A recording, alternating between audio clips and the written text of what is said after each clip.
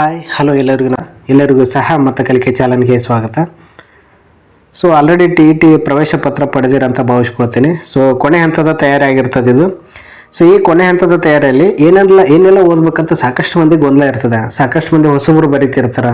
So ಇನ್ನೂ BEd ಮಾಡಿರ್ತಾರೆ, ಇವಾಗ ತಾನೇ ಅವ್ರು ಕೂಡ ಬರೀತಿರ್ತಾರಲ್ಲ. ಹಾಗಾಗಿ ಸೊ ನಿಮಗೆ ಸಹಾಯ ಆಗಲಿ ಅಂತೇಳಿ ಸೊ ಏನೆಲ್ಲ ಓದಬೇಕು ಈ ಟೈಮಲ್ಲಿ ಅಂತ ಹೇಳಿದ್ರೆ, ಸೊ ನಮ್ಮ ಅನುಭವದ ಮೇಲೆ ಹೇಳೋದಾದ್ರೆ ಇಲ್ಲಿ 6ರಿಂದ 10ನೇ ತರಗತಿ ಬುಕ್ಕನ್ನು ಯಾರು ಓದಿರ್ತಿರಲ್ಲ, ಸೊ ಅವ್ರು ಏನು ಮಾಡಿರಿ, ಸೊ ಅದನ್ನು ಸಾಧ್ಯವಾದಷ್ಟು ರಿವಿಷನ್ ಮಾಡಿ. ರಿವಿಷನ್ ಅಂದರೆ ಯಾವ ರೀತಿ ಅಂದ್ರೆ, ಪ್ರತಿ ಪಾಠನೂ ಓದೋಕ್ಕಾಗಲ್ಲ ಈ ಟೈಮಲ್ಲಿ. ಸೊ ಪ್ರತಿಯೊಂದು ಪೇಜನ್ನು ಓದೋಕ್ಕಾಗಲ್ಲ. ಇಲ್ಲಿ ಏನು ಮಾಡಿ, ಯಾವುದನ್ನು ಇಂಪಾರ್ಟೆಂಟಾಗಿ ಅಂಡರ್ಲೈನ್ ಮಾಡಿರ್ತಿರಲ್ಲ ಅವುಗಳನ್ನು ಮಾತ್ರ ರಿವಿಷನ್ ಮಾಡ್ತಾ ಬನ್ನಿ. ಸೊ ಅಂದರೆ ಏನಾಗುತ್ತೆ ಇಲ್ಲಿ, ಸೊ ಭಾಳ ದಿನ ಏನಾದರೂ ಗ್ಯಾಪ್ ಕೊಟ್ಟಿದ್ರೆ ಅದು ಸೊ ಮರು ಜಾಸ್ತಿ ಆಗುತ್ತೆ. ಅಂದರೆ ನಿಮಗೆ ಗೊಂದಲ ಆಗುತ್ತೆ ಎಕ್ಸಾಮ್ ಹಾಲಲ್ಲಿ. ಸುಮ್ಮನೆ ಹಂಗೆ ನೀವು ರಿವಿಷನ್ ಹಂಗೆ ಸುಮ್ಮನೆ ಕಣ್ಣಾಡಿಸ್ತಾ ಹೋದ್ರೆ ಈಸಿ ಆಗುತ್ತೆ. ಅದ್ರ ಜೊತೆಗೆ ಸೊ ನೀವು ಪೆಡಗಾಗಿ ಸಂಬಂಧಪಟ್ಟಂಗೆ ಸ್ವಲ್ಪ ನೋಡ್ಕೊಳ್ಳಿ. ಸೊ ಅದು ಬಿಟ್ಟರೆ ಸೊ ಕನ್ನಡಕ್ಕೆ ಬಂದರೆ ಗ್ರಾಮರ್ಗಳನ್ನ ನೋಡ್ಕೊರಿ. ಯಾರಾದರೂ ಗ್ರಾಮರ್ನಾಗೆ ಇನ್ನೂ ನೋಡೋಕ್ಕೆ ಟೈಮ್ ಸಿಕ್ಕಿಲ್ಲ ಸರ್, ಕವರ್ ಆಗಿಲ್ಲ ಅಂದ್ರೆ ಡಿಸ್ಕ್ರಿಪ್ಷನಲ್ಲಿ ಲಿಂಕ್ ಹಾಕಿದ್ದೀನಿ.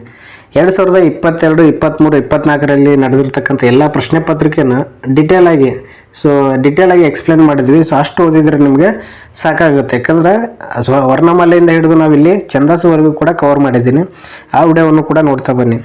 ಸೊ ಇವತ್ತು ವಿಡಿಯೋ ಮಾಡ್ತಕ್ಕಂಥ ಪ್ರಮುಖ ಉದ್ದೇಶ ಏನಪ್ಪ ಅಂದ್ರೆ ಇಲ್ಲಿ, ಸೊ ಆಲ್ರೆಡಿ ನಾವೀಗ 9ನೇ ತರಗತಿ ಮತ್ತು 10ನೇ ತರಗತಿ LBಯಲ್ಲಿ ಇರ್ತಕ್ಕಂಥ ಎಲ್ಲ 1 ಅಂಕದ ಪ್ರಶ್ನೆ, ಅದ್ರ ಜೊತೆಗೆ ಈ MCQ ಪ್ರಶ್ನೆಗಳನ್ನು ಡಿಸ್ಕಸ್ ಮಾಡಿದ್ವಿ. ಸೊ ಭಾಳಷ್ಟು ಅಭ್ಯರ್ಥಿಗಳು 8ನೇ ತರಗತಿನೂ ಕೂಡ ಸೊ ಮಾಡಿ ಬಿಡಿ ಸರ್ ಅಂತ ಹೇಳ್ತಾ ಇದ್ರಲ್ಲ. ಸೊ ಆ ಉದ್ದೇಶಕ್ಕೆ ಇಲ್ಲಿ 8ನೇ ತರಗತಿಯನ್ನು ಎಷ್ಟು ಸಾಧ್ಯ ಆಗುತ್ತೋ ಅಷ್ಟು ಈ ವಿಡಿಯೋದಲ್ಲಿ ಕವರ್ ಮಾಡಿಕೊಡೋ ಪ್ರಯತ್ನ ಮಾಡ್ತೀನಿ. ಹೀಗಾಗಿ ಇದು ಕೇವಲ ರಿವಿಷನ್ ಕ್ಲಾಸ್ ಆಗಿರ್ತದೆ. ಸೊ ನೀವು ವಿಡಿಯೋವನ್ನು ಕೊನೆವರೆಗೆ ನೋಡ್ತಾ ಬನ್ನಿ, ನಿಮಗೆ ತುಂಬಾ ಸಹಕಾರಿ ಆಗುತ್ತೆ. ಇದರಿಂದ ಸಾಕಷ್ಟು ಪ್ರಶ್ನೆಗಳು ಕೂಡ ಬರ್ತವೆ. ನೀವು ಅತಿ ಹೆಚ್ಚು ಫೋಕಸ್ ಮಾಡಬೇಕಾಗಿರೋದು ರಿವಿಷನ್. ಎಲ್ಲವೂ ಮಾಡೋಕ್ಕಾಗಿಲ್ಲ ಅಂದರೆ 8, 9, 10ನೇ ತರಗತಿ ಮಾತ್ರ ನೀವು ರಿವಿಷನ್ ಮಾಡಿ ಹೋಗಲೇಬೇಕು. ಸೊ ಅಂದಾಗ ಮಾತ್ರ ನೀವೇನು ಮಾಡ್ಬೋದು, 45+ ಸ್ಕೋರ್ ಮಾಡೋಕ್ಕೆ ಸಾಧ್ಯ ಆಗುತ್ತೆ. ಹೀಗಾಗಿ ಈ ವಿಡಿಯೋದಿಂದ ಅನೇಕ ರೀತಿಯಿಂದ ಉಪಯುಕ್ತ ಆಗುತ್ತೆ ಅಂತ ಭಾವಿಸ್ಕೊಳ್ತೀನಿ. ಸೊ ಬನ್ನಿ, ಹಾಗಾದರೆ ಯಾರಾದರೂ ನಮ್ಮ ಚಾನಲ್ ಸಬ್ಸ್ಕ್ರೈಬ್ ಮಾಡದೆ ನೋಡ್ತಾ ಇದ್ದರೆ ಸಬ್ಸ್ಕ್ರೈಬ್ ಮಾಡಿ, ಶೇರ್ ಮಾಡಿ, ಲೈಕ್ ಮಾಡಿ ಅಂತ ಹೇಳ್ತಾ, ಸೊ ಮೊದಲನೇದಾಗಿ ನಾನು ಇಲ್ಲಿ ಆಧಾರಗಳಿಗೆ ಸಂಬಂಧಪಟ್ಟಂಗೆ ಪ್ರಶ್ನೆಗಳನ್ನ ತೊಗೊಂಡಿದ್ದೀನಿ ಇಲ್ಲಿ. ಸೊ ಮೊದಲ ಪ್ರಶ್ನೆ ಈ ರೀತಿ ಕೊಟ್ಟಿದ್ದಾರೆ, ಹುಯೆನ್ ಸಾಂಗ್ ಪ್ರಸಿದ್ಧ ಕೃತಿ ಯಾವುದು? ಇವನ ಕೃತಿ ಯಾವುದಿಲ್ಲ ನಿಮ್ಗೆ ಗೊತ್ತಿರೋ ಹಾಗೆ ಸಿಯುಕಿ. ಪ್ರಾಕ್ತನ ಆಧಾರಕ್ಕೆ ಉದಾಹರಣೆ ನಾಣ್ಯಗಳಂತಕ್ಕಂಥದ್ದು ಇದಕ್ಕೆ ಸರಿಯಾದ ಉತ್ತರ ಆಗಿರ್ತದೆ. ಇದು ರಿವಿಷನ್ ಕ್ಲಾಸು, ಭಾಳಷ್ಟು ಸ್ಪೀಡ್ ಹೇಳ್ತಾ ಇರ್ತೀವಿ ನಾವಿಲ್ಲಿ, ಸಮಯ ವ್ಯರ್ಥ ಮಾಡೋದು ಬೇಡ. ಸೊ ನೆಕ್ಸ್ಟ್ 3ನೇ ಪ್ರಶ್ನೆ, ಕನ್ನಡ ಭಾಷೆಯ ಮೊದಲ ಶಾಸನ ಹಲ್ಮಿಡಿ ಶಾಸನ. ಉತ್ತರ ಮೇರೂರು ಶಾಸನ ಇವರ ಕಾಲಕ್ಕೆ ಸೇರಿದ್ದು. ನೋಡಿಲ್ಲ, ಈ ರೀತಿ ಪ್ರಶ್ನೆಗಳು ಬರ್ತವೆ.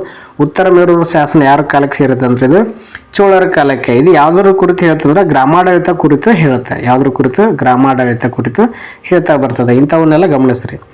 ನೆಕ್ಸ್ಟ್ ಮೌಖಿಕ ಆಧಾರಕ್ಕೆ ಒಂದು ಉದಾಹರಣೆ ಕೊಡಿ. ಸೊ ಇಲ್ಲಿ ಲಾವಣಿ ಅಂತಕ್ಕಂಥದ್ದು ಇದೇನಾಗುತ್ತೆ ಇಲ್ಲಿ ಮೌಖಿಕ ಆಧಾರ. ಹಾಗಾದ್ರೆ ಶಾಸನಗಳು, ಅವಶೇಷಗಳು, ಸ್ಮಾರಕ ಅಂತಕ್ಕಂಥವು ಸೊ ಯಾವುದಕ್ಕೆ ಬರುತ್ತೆ ಅಂತ ಕಮೆಂಟ್ ಮಾಡಿ. ನೆಕ್ಸ್ಟ್ ಬರ್ತಕ್ಕಂಥದ್ದು 6ನೇ ಪ್ರಶ್ನೆ, ಭಾರತದಲ್ಲಿ ಮೊದಲು ಶಾಸನ ಹೊರಡಿಸಿದ ಅರಸ ಯಾರು? ಸೊ ಭಾರತದಲ್ಲಿ ಮೊದಲ ಶಾಸನ ಹೊರಡಿಸಿದ್ದು ಅಶೋಕ. ನೆಕ್ಸ್ಟ್ 1 ಅಂಕದ ಕೂಡ ಇಲ್ಲಿ ಹೇಳ್ತಾ ಹೋಗ್ತೀನಿ ನಾನಿಲ್ಲಿ. ಆಧಾರಗಳು ಎಂದರೆ ಏನು? ಇತಿಹಾಸ ರಚನೆ ಮಾಡಲಿಕ್ಕೆ ಸಹಾಯ ಆಗ್ತಕ್ಕಂಥ ಕಟ್ಟಡಗಳು, ಶಾಸನಗಳು, ನಾಣ್ಯಗಳು.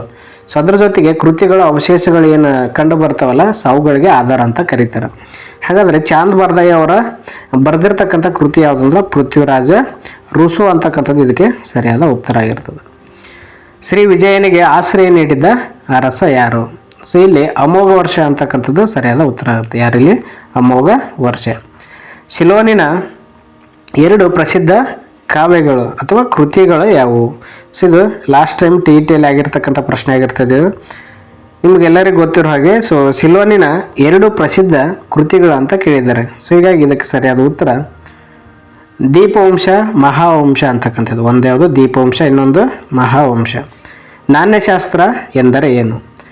ನಾಣ್ಯಗಳ ಸ್ವರೂಪ, ವಿಕಾಸ, ಬೆಳವಣಿಗೆಯ ಬಗ್ಗೆ ಅಧ್ಯಯನ ಮಾಡುವ ಶಾಸ್ತ್ರಕ್ಕೆ ನಾಣ್ಯಶಾಸ್ತ್ರ ಅಂತ ಕರೀತಾರೆ. ಸೊ ನಾಣ್ಯದ ಸ್ವರೂಪ, ವಿಕಾಸ, ಬೆಳವಣಿಗೆ ಬಗ್ಗೆ ಅಧ್ಯಯನ ಮಾಡಬೇಕು. ಯಾಕಂದ್ರೆ ಹೇಳಿಕೆ ರೂಪದಲ್ಲಿ ಬಂದಲ್ಲಿ ಇಲ್ಲಿ ಹೆಲ್ಪ್ ಆಗ್ತವೆ ಇಂಥ ಪ್ರಶ್ನೆಗಳು. ತಾಜ್ ಮಹಲ್ ಯಾವ ಸ್ಥಳದಲ್ಲಿ ಇದೆ? ಸೊ ಇದು ಆಗ್ರಾದಲ್ಲಿದೆ. ಸಾಕಷ್ಟು ಮಂದಿ ದೆಹಲಿ ಅನ್ಕೊಂತಿರ್ತಾರೆ, ಗೊಂದಲ ಆಗ್ತಿರ್ತದೆ. ನೋಡಿ ಎಲ್ಲೈತಿದೆ? ಆಗ್ರಾ. ಬೆಂಗಳೂರಿನಲ್ಲಿರುವ ರೋಮನ್ ನಾಣ್ಯಗಳನ್ನು ನೋಡಿಲಿ, ಬೆಂಗಳೂರಿನಲ್ಲಿರುವ ರೋಮನ್ ನಾಣ್ಯಗಳನ್ನು ಏನನ್ನು ತಿಳಿಸ್ತೇವೆ? ರೋಮನ್ ನಾಣ್ಯಗಳು ಏನನ್ನು ತಿಳಿಸ್ತವೆ ಅಂತ ಕೇಳಿದರೆ, ಸೊ ಇವು 2000 ವರ್ಷಗಳ ಹಿಂದೆ ರೋಮನ್ ದೇಶದೊಂದಿಗೆ ಭಾರತ ವ್ಯಾಪಾರ ಸಂಪರ್ಕ ಹೊಂದಿತ್ತು ಎಂಬುದನ್ನು ತಿಳಿಸ್ತವೆ. ಇದು ಹೊಸ ಪ್ರಶ್ನೆ ಆಗಿರ್ತದೆ ನೋಡಿ 2023 ಸೊ ಈ ರೀತಿ ಪ್ರಶ್ನೆಗಳು ಕಂಡು ಬರಲ್ಲ ನಿಮ್ಗೆ. ಸಿಲೆಬಸ್ ಅಪ್ಡೇಟ್ ಆಗಿರೋದ್ರಿಂದ ಇದು ಸೊ ಇಂಥ ಪ್ರಶ್ನೆಗಳನ್ನು ಗಮನಿಸಬೇಕು ನೀವು ಇಲ್ಲಿ. ಜಿಯೋಗ್ರಫಿ ಕೃತಿ ರಚಿಸಿದವರು ಯಾರು? ಸೊ ಟಾಲಮಿ ಅಂತಕ್ಕಂಥವು ಏನು ಮಾಡ್ತಾನೆ ಇಲ್ಲಿ, ಸೊ ಜಿಯೋಗ್ರಫಿ ಎಂಬ ಕೃತಿಯನ್ನು ರಚನೆ ಮಾಡ್ತಾ ಬರ್ತಾನೆ. ನೆಕ್ಸ್ಟ್ ಅದೇ ರೀತಿ ಮುಂದುವರೆದು ಬೇರೆ ಚಾಪ್ಟರ್ ನೋಡ್ತಾ ಹೋಗೋಣ. ಸೊ ಮೊದಲ ಪ್ರಶ್ನೆ, ಭಾರತದ ಕರಾವಳಿ ತೀರದ ಉದ್ದ ಎಷ್ಟು? ಸೊ ಭಾರತದ ಕರಾವಳಿ ತೀರದ ಉದ್ದ 7100. ಇದು ಏನಾಗಿರ್ತೈತಿ ಇಲ್ಲಿ, ಸೊ ಎಲ್ಲ ದ್ವೀಪಗಳನ್ನು ಒಳಗೊಂಡು ಇರ್ತೈತಿ ಇದು. ನೆಕ್ಸ್ಟ್, ಭಾರತವನ್ನು 2 ಸಮಭಾಗಗಳಾಗಿ ವಿಂಗಡಿಸಿದ ನದಿ ಯಾವುದು? ಸೊ ನರ್ಮದಾ ನದಿ ಅಂತಕ್ಕಂಥದ್ದು ಸೊ ಪಶ್ಚಿಮಕ್ಕೆ ಹರಿತಕ್ಕಂಥ ದೊಡ್ಡ ನದಿ ಆಗಿರ್ತದೆ, ಅತಿ ಉದ್ದವಾದ ನದಿ ಆಗಿರ್ತದೆ ಇದು. ಹೀಗಾಗಿ ಭಾರತವನ್ನು ಏನು ಮಾಡುತ್ತಿದ್ದು 2 ಭಾಗವಾಗಿ ಡಿವೈಡ್ ಮಾಡುತ್ತೆ. ಮುಂದುವರೆದು, ಭಾರತದ ದಕ್ಷಿಣಕ್ಕಿರುವ ನೆರೆಯ ರಾಷ್ಟ್ರ? ಸೊ ಭಾರತದ ದಕ್ಷಿಣಕ್ಕಿರುವ ನೆರೆಯ ರಾಷ್ಟ್ರ ಯಾವುದಿಲ್ಲಿ? ಶ್ರೀಲಂಕಾ. ಭಾರತದ ಪ್ರಾಚೀನ ವಿದೇಶಿ ವ್ಯಾಪಾರ ಈ ಮಾರ್ಗಗಳ ಮೂಲಕ ನಡೆಯುತ್ತಿತ್ತು. ಅತಿ ಹೆಚ್ಚಾಗಿ ನೋಡಿಲ್ಲ, ಯುರೋಪಿಯನ್ನರ ಆಗಮನ ನೋಡಿದ್ದೀರಾ ಆಲ್ರೆಡಿ. ಸೊ ಸಮುದ್ರ ಮಾರ್ಗಗಳ ಮೂಲಕ ನಡೆಯುತ್ತಿತ್ತು ಅದು. ಭಾರತ ಏಷ್ಯಾ ಖಂಡದ ಈ ಭಾಗದಲ್ಲಿ ಇದೆ. ಸೊ ಇದು ಭಾರತದ ಏಷ್ಯಾ ಖಂಡದ, ಭಾರತ ಎಲ್ಲೈತೆ ಅಂದ್ರೆ ದಕ್ಷಿಣ ಭಾಗ ಕಂಡು ಬರ್ತೈತಿ. ಭಾರತದ ಏಷ್ಯಾ ಖಂಡದ ದಕ್ಷಿಣಕ್ಕೆ ಐತಿ. ಪ್ರಾಗೈತಿಹಾಸಿಕ ಕಾಲದ ಬೂದಿಯ ಕುರುಹು ದೊರೆತ ಸ್ಥಳ? ಇದು ವೆರಿ ಇಂಪಾರ್ಟೆಂಟ್ ಆಗಿರ್ತಕ್ಕಂಥ ಪ್ರಶ್ನೆ. ಸೊ ಎಲ್ಲಿ ಸಿಕ್ಕೈತಿ? ಕರ್ನೂಲ್. ನೆಕ್ಸ್ಟ್ ಬರ್ತಕ್ಕಂಥದ್ದು, ಚರಿತ್ರೆಯ ಪೂರ್ವ ಕಾಲ ಎಂದರೇನು? ಏನು ಕೊಟ್ಟಿದ್ದಾರೆ ಇಲ್ಲಿ ಪ್ರಶ್ನೆ? ಚರಿತ್ರೆಯ ಪೂರ್ವಕಾಲ ಅಂದರೆ ಮಾನವ ಲೇಖನ ಕಲೆಯನ್ನು ಕಂಡುಹಿಡಿಯುವುದಕ್ಕೂ ಮೊದಲಿನ ಕಾಲವನ್ನು ಚರಿತ್ರೆಯ ಪೂರ್ವಕಾಲ ಅಂದರೆ ಲೇಖನ ಬರೆಯೋಕ್ಕಿಂತ ಮುಂಚಿತವಾಗಿ ಅದನ್ನು ಏನಂತ ಕರೀತಾರೆ? ಲೇಖನ. ಚರಿತ್ರೆಯ ಪೂರ್ವಕಾಲ. ಭಾರತದಲ್ಲಿರುವ ಒಟ್ಟು ರಾಜ್ಯಗಳು ಮತ್ತು ಕೇಂದ್ರಾಡಳಿತ ಪ್ರದೇಶಗಳ ಸಂಖ್ಯೆ? ಭಾಳ ಮಂದಿ ಇದು ಕೂಡ ಗೊಂದಲ ಇರ್ತೈತಿ. 28 ಅಂತಕ್ಕಂಥದ್ದು ಇದಕ್ಕೆ ಸರಿಯಾದ ಉತ್ತರ. ಭಾಳಷ್ಟು ಮಂದಿ 29 ಅಂದ್ಕೊಂಡಿರ್ತಾರೆ. ನೆಕ್ಸ್ಟ್, ಜಗತ್ತಿನಲ್ಲಿಯೇ ಅತ್ಯಂತ ಎತ್ತರದ ಶಿಖರಗಳನ್ನು ಹೊಂದಿರುವ ಪರ್ವತ ಶ್ರೇಣಿ ಯಾವುದು? ಇಲ್ಲಿ ಜಗತ್ತಿನಲ್ಲಿ ಅತ್ಯಂತ ಎತ್ತರ ಶಿಖರಗಳನ್ನು ಹೊಂದಿರೋದು ಹಿಮಾಲಯ ಪರ್ವತ ಶ್ರೇಣಿ ಅಂತಕ್ಕಂಥದ್ದು ಇದಕ್ಕೆ ಸರಿಯಾದ ಉತ್ತರ ಆಗಿರ್ತದೆ. 10ನೇ ಪ್ರಶ್ನೆ ನೋಡ್ತಾ ಬನ್ನಿ. ಪ್ರಾಚೀನ ವೇದ ಕಾಲದ ನಾಗರಿಕತೆಗಳು ಜನಿಸಿದ ನದಿ ದಂಡೆಯನ್ನು ಹೆಸರಿಸಿ. ಮೇಲೆ ಜನಿಸಿದ್ವು ಅಂದ್ರೆ ಒಂದು ಸಿಂಧು, ಇನ್ನೊಂದು ಗಂಗಾ ನದಿ ದಂಡೆ. ರೇವು ಪಟ್ಟಣಗಳ ಅಭಿವೃದ್ಧಿ ಯಾವ ಯಾವ ಪ್ರಬಲ ರಾಜ್ಯಗಳ ಉದಯಕ್ಕೆ ಕಾರಣವಾಗಿದೆ ಅಂತ ಕೇಳಿದ್ದಾರೆ. ಸೊ ಇಲ್ಲಿ ಪಾಂಡ್ಯ, ಚೇರ, ಚೋಳರು ಅಂತಕ್ಕಂಥದ್ದು ಯಾವುದು? ಒಂದು ಪಾಂಡ್ಯರು, ಚೇರರು, ಸೊ ಅದೇ ರೀತಿ ಚೋಳರು. ಸೊ ಇವರ ಉದಯಕ್ಕೆ ಪ್ರಮುಖವಾಗಿ ರೇವು ಪಟ್ಟಣಗಳ ಕಾರಣವಾಯಿತು. ನೆಕ್ಸ್ಟ್ ಮುಂದುವರೆದು ಬೇರೆ ಚಾಪ್ಟರ್ ಗಮನಿಸ್ತಾ ಹೋಗೋಣ. ನಾವಿಲ್ಲಿ 3ನೇ ಅಧ್ಯಾಯ ಸಿಂಧು ನಾಗರಿಕತೆಗೆ ಸಂಬಂಧಪಟ್ಟಂಗೆ ಸಾಕಷ್ಟು ಬಾರಿ ಎಕ್ಸಾಮಲ್ಲಿ ಕೂಡ ಕೇಳಿದ್ದಾರೆ. ಸೊ ಭಾಳ ಇಂಪಾರ್ಟೆಂಟ್ ಇದು. ಸಿಂಧು ನಾಗರಿಕತೆಯ ಶೋಧನೆಯ ವರ್ಷ ಅಂತ ಕೇಳಿದ್ದಾರೆ. ಸೊ 1920 ಮತ್ತು 21. ವಿಶ್ವಕ್ಕೆ ಭಾರತ ಪ್ರಾಚೀನ ನಾಗರಿಕತೆ ಶೋಧ ಪ್ರಕಟಿಸುವಲ್ಲಿ ನೇತೃತ್ವ ವಹಿಸಿದವರು ಯಾರು ಅಂತ ಕೇಳಿದ್ದಾರೆ. ಜಾನ್ ಮಾರ್ಷಲ್ ಅಂತಕ್ಕಂಥದ್ದು ಸರಿಯಾದ ಉತ್ತರ ಆಗಿರ್ತದೆ. 3ನೇ ಪ್ರಶ್ನೆ, ಬೆಂಕಿಯ ಒಲೆಗಳು ಕಂಡು ಬಂದ ಸ್ಥಳ? ಸೊ ಕಾಲಿಬಂಗನಲ್ಲಿ ಬೆಂಕಿ ಒಲೆಗಳು ಕಂಡು ಬರ್ತವೆ. ಕುರು ಅಂತ ಕೇಳಿದ್ರೆ ಏನಾಗ್ತೈತಿ? ಇಲ್ಲಿ ಕರ್ನೂಲ್ನಲ್ಲಿ ಕಂಡು ಬರ್ತವೆ. ಇದನ್ನ ಗಮನಿಸ್ತಾ ಬನ್ನಿ, ಕನ್ಫ್ಯೂಸ್ ಮಾಡ್ಕೋಬೇಡ್ರಿ. ಸೊ ಮಳೆ ನೀರನ್ನು ಅತ್ಯಂತ ಯುಕ್ತವಾಗಿ ಸಂಗ್ರಹಿಸುವ ವ್ಯವಸ್ಥೆ ಇದ್ದ ಸ್ಥಳ? ಸೊ ಇದು ಕೂಡ ರಿಪೀಟ್ ಆಗಿರ್ತಕ್ಕಂಥ ಪ್ರಶ್ನೆ. ಸೊ ಇಲ್ಲಿ ದೋಲ್ವೇರ ಅಂತಕ್ಕಂಥದ್ದು ಸರಿಯಾದ ಉತ್ತರ. ಈ ಸ್ಥಳದಲ್ಲಿ ಬೃಹತ್ ಆಕಾರದ ಹಡಗು ಕಟ್ಟೆ ಪತ್ತೆಯಾಗಿದೆ. ಸೊ ಮೆಹೆಂಜೋದಾರೋ ಇದಕ್ಕೆ ಹಡಗು ಕಟ್ಟೆ ಕೇಳಿದಾರಲ್ಲ ಅವರು. ಸೊ ಲೋತಾಲ್ ಅಂತಕ್ಕಂಥದ್ದು ಇದಕ್ಕೆ ಸರಿಯಾದ ಉತ್ತರ ಆಗಿರ್ತದೆ. ನೆಕ್ಸ್ಟ್ ಅದೇ ರೀತಿ ಮುಂದುವರೆದು ಮೊದಲ 1 ಅಂಕದ ಪ್ರಶ್ನೆ ನೋಡ್ತಾ ಹೋಗೋಣ ನಾವಿಲ್ಲಿ. ಮೊದಲ ಬಾರಿಗೆ ಹರಪ್ಪ ನಾಗರಿಕತೆ ಎಂದು ಘೋಷಿಸಿದವರು ಯಾರು? ಇಲ್ಲಿ ಮೊದಲ ಬಾರಿಗೆ ಹರಪ್ಪ ನಾಗರಿಕತೆ ಎಂದು ಘೋಷಿಸಿದವರು ಜಾನ್ ಮಾರ್ಷಲ್ ಅಂತಕ್ಕಂಥದ್ದು ಸರಿಯಾದ ಉತ್ತರ ಆಗುತ್ತೆ. John Marshall. ನೆಕ್ಸ್ಟ್, ವೇದಗಳ ಕಾಲದ ನಾಗರಿಕತೆಯ ಅವಧಿ ಯಾವುದು? ಸೊ ವೇದಗಳ ಕಾಲದ ನಾಗರಿಕತೆ ಅವಧಿ 1500ರಿಂದ ಯಾವುದು? 1500ರಿಂದ ಸೊ 700 ಅಂತಕ್ಕಂಥದ್ದು ಇದಕ್ಕೆ ಸರಿಯಾದ ಉತ್ತರ ಆಗುತ್ತೆ. ಇದು ಕ್ರಿಸ್ತಪೂರ್ವ ಆಗಿರ್ತದೆ. ಕ್ರಿಸ್ತಪೂರ್ವ ಸೊ 1500ರಿಂದ 700ವರೆಗೆ ಆಗಿರ್ತದೆ. ನೆಕ್ಸ್ಟ್ ಅದೇ ರೀತಿ ವೇದ ಎಂಬ ಪದ ಅರ್ಥ ವಿದ್ ಅಥವಾ ಜ್ಞಾನ ಅಂತ ಅರ್ಥ. ಇಲ್ಲಿ ವೇದ ಎಂಬ ಪದದ ಅರ್ಥ ಏನಿಲ್ಲಿ? ಸೊ ವಿದ್ ಅಂತಕ್ಕಂಥದ್ದು. 9ನೇ ಪ್ರಶ್ನೆ, ಅತ್ಯಂತ ಪುರಾತನವಾದ ವೇದ ಯಾವುದು? ಇಲ್ಲಿ ಋಗ್ವೇದ. ನಿಮ್ಗೆ ಗೊತ್ತೈತಿ ಯಾವುದಿಲ್ಲಿ? ಋಗ್ವೇದ. 10ನೇ ಪ್ರಶ್ನೆ, ಋಗ್ವೇದದ ಯಾವ ಮಂಡಲದಲ್ಲಿ ಯಾವ ಸೂಕ್ತದಲ್ಲಿ ವರ್ಣ ವ್ಯವಸ್ಥೆ ಬಗ್ಗೆ ಉಲ್ಲೇಖವಾಗಿದೆ? ಸೊ ಇಲ್ಲಿ ಋಗ್ವೇದದ ಪುರುಷ ಸೂಕ್ತದಲ್ಲಿ ಏನಾಗೈತಿ, ವರ್ಣ ವ್ಯವಸ್ಥೆ ಬಗ್ಗೆ ಉಲ್ಲೇಖವಾಗೈತಿ. 11ನೇ ಪ್ರಶ್ನೆ, ಉತ್ತರ ವೇದ ಕಾಲದ ಪ್ರಮುಖ ಉದ್ಯೋಗಗಳನ್ನು ಹೆಸರಿಸಿ. ಇಲ್ಲಿ ಉತ್ತರ ವೇದ ಕಾಲದ ಪ್ರಮುಖ ಉದ್ಯೋಗ ಏನಂದ್ರೆ ಇಲ್ಲಿ ಕೃಷಿ. ಋಗ್ವೇದದಲ್ಲಿ ಎಷ್ಟು ಸೂತ್ರಗಳು ಎಷ್ಟು ಕಂಡು ಬರ್ತವೆ ಇಲ್ಲಿ? ಸೊ ನೀವು ಕಮೆಂಟ್ ಸೆಕ್ಷನಲ್ಲಿ ಕಮೆಂಟ್ ಕೂಡ ಮಾಡ್ತಾ ಬನ್ನಿ. ನಾನು ಹೇಳೋಕ್ಕಿಂತ ಮುಂಚಿತವಾಗಿ ನಿಮಗೂ ಕೂಡ ರಿವಿಷನ್ ಆಗ್ತಾ ಬರ್ತದೆ. ಇಲ್ಲಿ 1028 ಅಂತಕ್ಕಂಥದ್ದು ಸರಿಯಾದ ಉತ್ತರ ಆಗಿರ್ತದೆ. ಋಗ್ವೇದದಲ್ಲಿ ಎಷ್ಟು ಸೂತ್ರಗಳಾಯ್ತಲ್ಲ, ಪ್ರಪಂಚದ ಪ್ರಮುಖ ನಾಗರಿಕತೆಗಳನ್ನು ಹೆಸರಿಸಿ.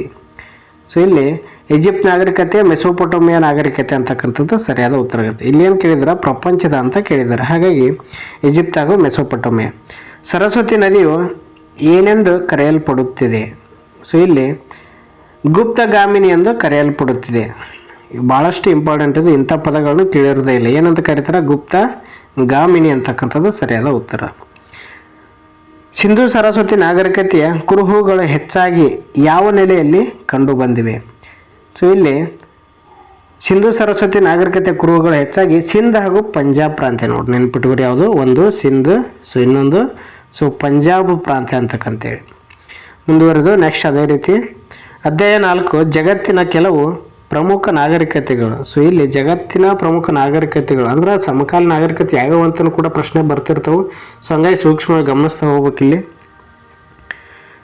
ನೈಲ್ ನದಿ ದಡದಲ್ಲಿ ಉಗಮವಾದ ನಾಗರಿಕತೆ ಯಾವುದು? ವೆರಿ ಇಂಪಾರ್ಟೆಂಟ್ ಆಗಿರ್ತಕ್ಕಂಥ ಪ್ರಶ್ನೆಗಳಿವೆಲ್ಲ. ಸೊ ಸ್ಕಿಪ್ ಮಾಡದೆ ನೋಡ್ತಾ ಬನ್ನಿ ನೀವು.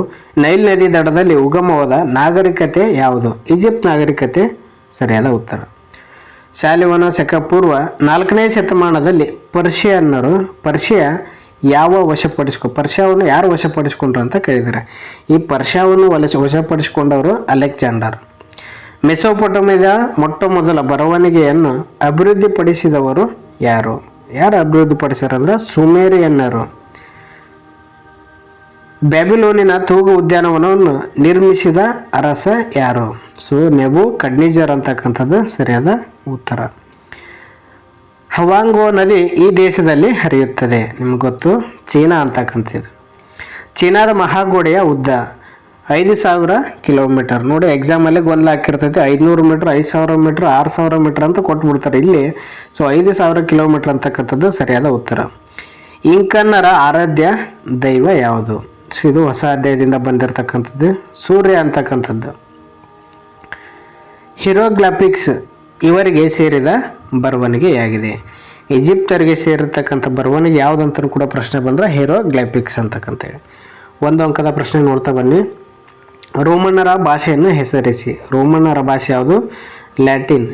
ಮೆಸೊಪೊಟೋಮಿಯನ್ನನ್ನು 2 ನದಿ ನಾಡು ಏನಂತಿರಲಿಲ್ಲ, ಮೆಸೊಪೊಟೋಮಿಯನ್ನನ್ನು 2 ನದಿಗಳ ನಾಡು ಎಂದು ಕರೆದವರು ಯಾರು ಅಂತ ಕೇಳಿದ್ದಾರೆ. ಸೊ ಇಲ್ಲಿ ಏನು ಕೇಳಿದ್ದಾರೆ? ಇಲ್ಲಿ ಮೆಸೊಪೊಟೋಮಿಯನನ್ನು 2 ನದಿಗಳ ನಾಡು ಎಂದು ಕರೆದವರು ಯಾರು ಕರೆದಾರ? ಇಲ್ಲ ಅಂದ್ರೆ ಗ್ರೀಕರು ಕರೆದಾರ. ನೋಡಿ ಯಾರು? ಗ್ರೀಕರು. ನೆಕ್ಸ್ಟ್ 11ನೇ ಪ್ರಶ್ನೆ, ಈಜಿಪ್ತನ ರಾಜನನ್ನು ಏನೆಂದು ಕರೆಯುತ್ತಿದ್ದರು? ಈಜಿಪ್ಟ್ನ ರಾಜನನ್ನು ಫ್ಯಾರೋ ಎಂದು ಕರೆಯುತ್ತಿದ್ದರು. ಇದು ಕೂಡ 2023 TETಯಲ್ಲಿ ಬಂದಿರತಕ್ಕಂಥದ್ದು. ಮಮ್ಮಿ ಎಂದರೆ ಏನು? ಸೊ ಸತ್ತವರ ದೇಹ ವಿವಿಧ ರಾಸಾಯನಿಕಗಳಿಂದ ಲೇಪಿಸಿ ತೆಳುವಾದ ಬಟ್ಟೆ ಸುತ್ತಿ ಸಂರಕ್ಷಿಸುವ ಪದ್ಧತಿ ಏನಂತಾರೆ? ಇಲ್ಲಿ ಮಮ್ಮಿ ಅಂತ ಕರೀತಾರೆ. ಪಿರಮಿಡ್ ಎಂದರೆ ಏನು? ಸೊ ಗ್ರೀಕ್ ರಾಜರ ಸಮಾಧಿ ಮೇಲೆ ಕಟ್ಟಿಸಿದ ಅತ್ಯಂತ ಎತ್ತರವಾದ ಗೋಪುರವೇ ಪಿರಮಿಡ್. ಅಲೆಕ್ಸಾಂಡ್ರಿಯಾ ನಗರ ನಿರ್ಮಿಸಿದ ಅರಸ ಯಾರು? ಸೊ ಇಲ್ಲಿ ನಿಮಗೆ ಗೊತ್ತು, ಅಲೆಕ್ಸಾಂಡ್ರಿಯಾ ಎಂಬ ನಗರವನ್ನು ನಿರ್ಮಿಸಿದವರು ಇಲ್ಲಿ ಟಾಲೆಮಿ ಅಂತಕ್ಕಂಥದ್ದು. ಮೆಸೊಪೊಟೋಮಿಯಾದ ನಾಗರಿಕತೆಯ ಕೇಂದ್ರ ಸ್ಥಳ ಯಾವುದು?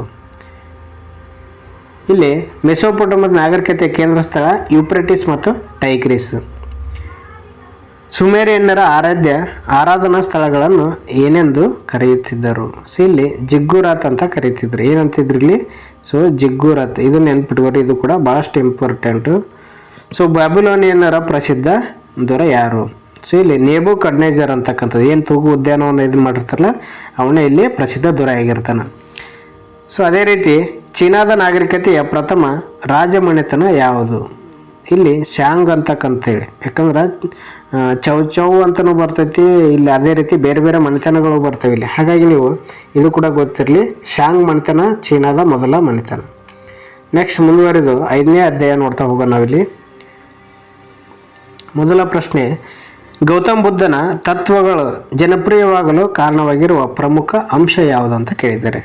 ಸೊ ಅಷ್ಟಾಂಗ ಮಾರ್ಗಗಳು ಇವು ಏನಾಗ್ತವೆ ಇಲ್ಲಿ, ಗೌತಮ್ ಬುದ್ಧನ ಬೋಧನೆ ಏನಾಗ್ತೈತಿ ಇಲ್ಲಿ ಜನಪ್ರಿಯ ಆಗ್ತೈತಿ. ಸನಾತನ ಧರ್ಮದ ಆಧಾರಗಳು ಎಂದು ಪಟ್ಟಿರುವುದು ಯಾವುದು?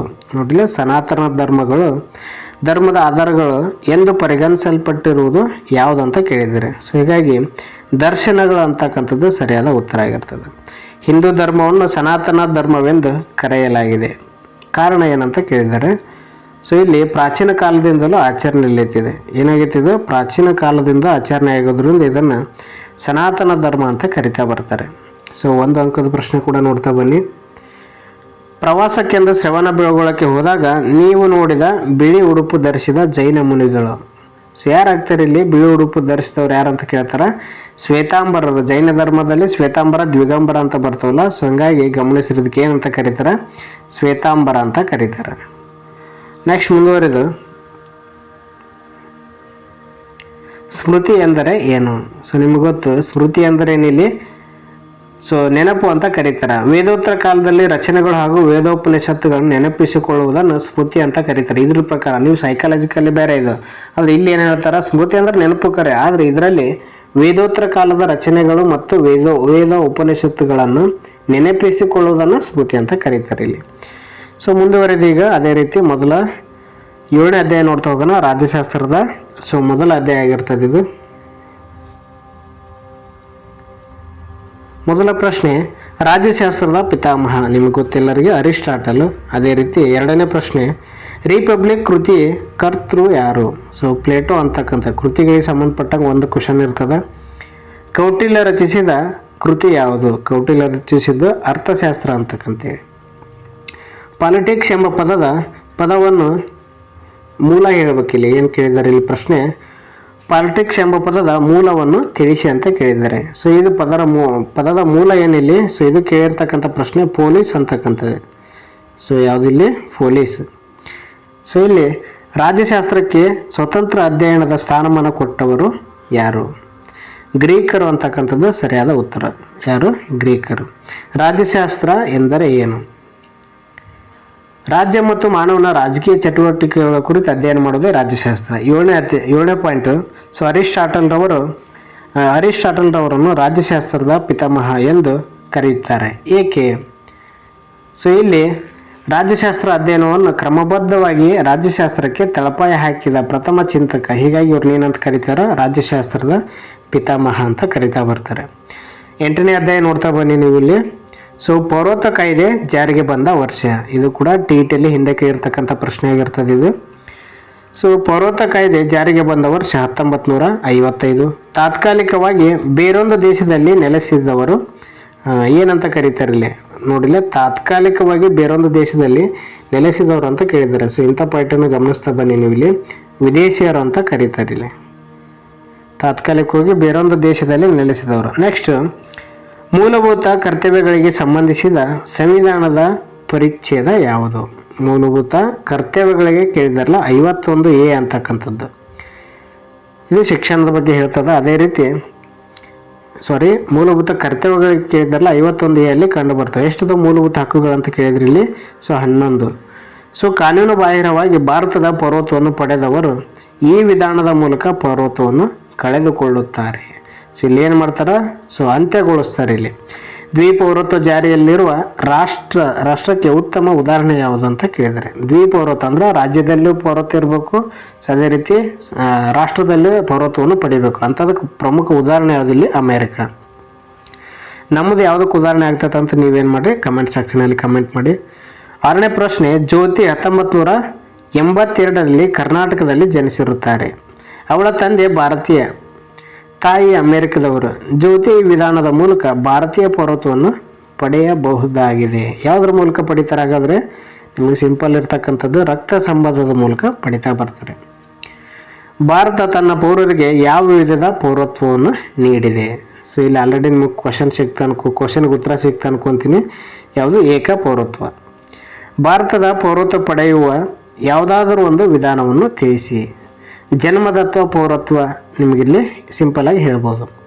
ಭಾರತದ ಪೌರತ್ವ ಕಳೆದುಕೊಳ್ಳುವ ಯಾವುದಾದ್ರೂ ಒಂದು ವಿಧಾನವನ್ನು ತಿಳಿಸಿ. ಸೊ ಮೇಲೆ ಹೇಳಿದಿರಿ ಪರಿತ್ಯಾಗ ಆಗಿರ್ಬೋದು, ಅಂತ್ಯಗೊಳಿಸುವುದಾಗಿರ್ಬೋದು, ಇದು ಪೌರತ್ವವನ್ನು ಕಳೆದುಕೊಳ್ಳುವ ವಿಧಾನವು.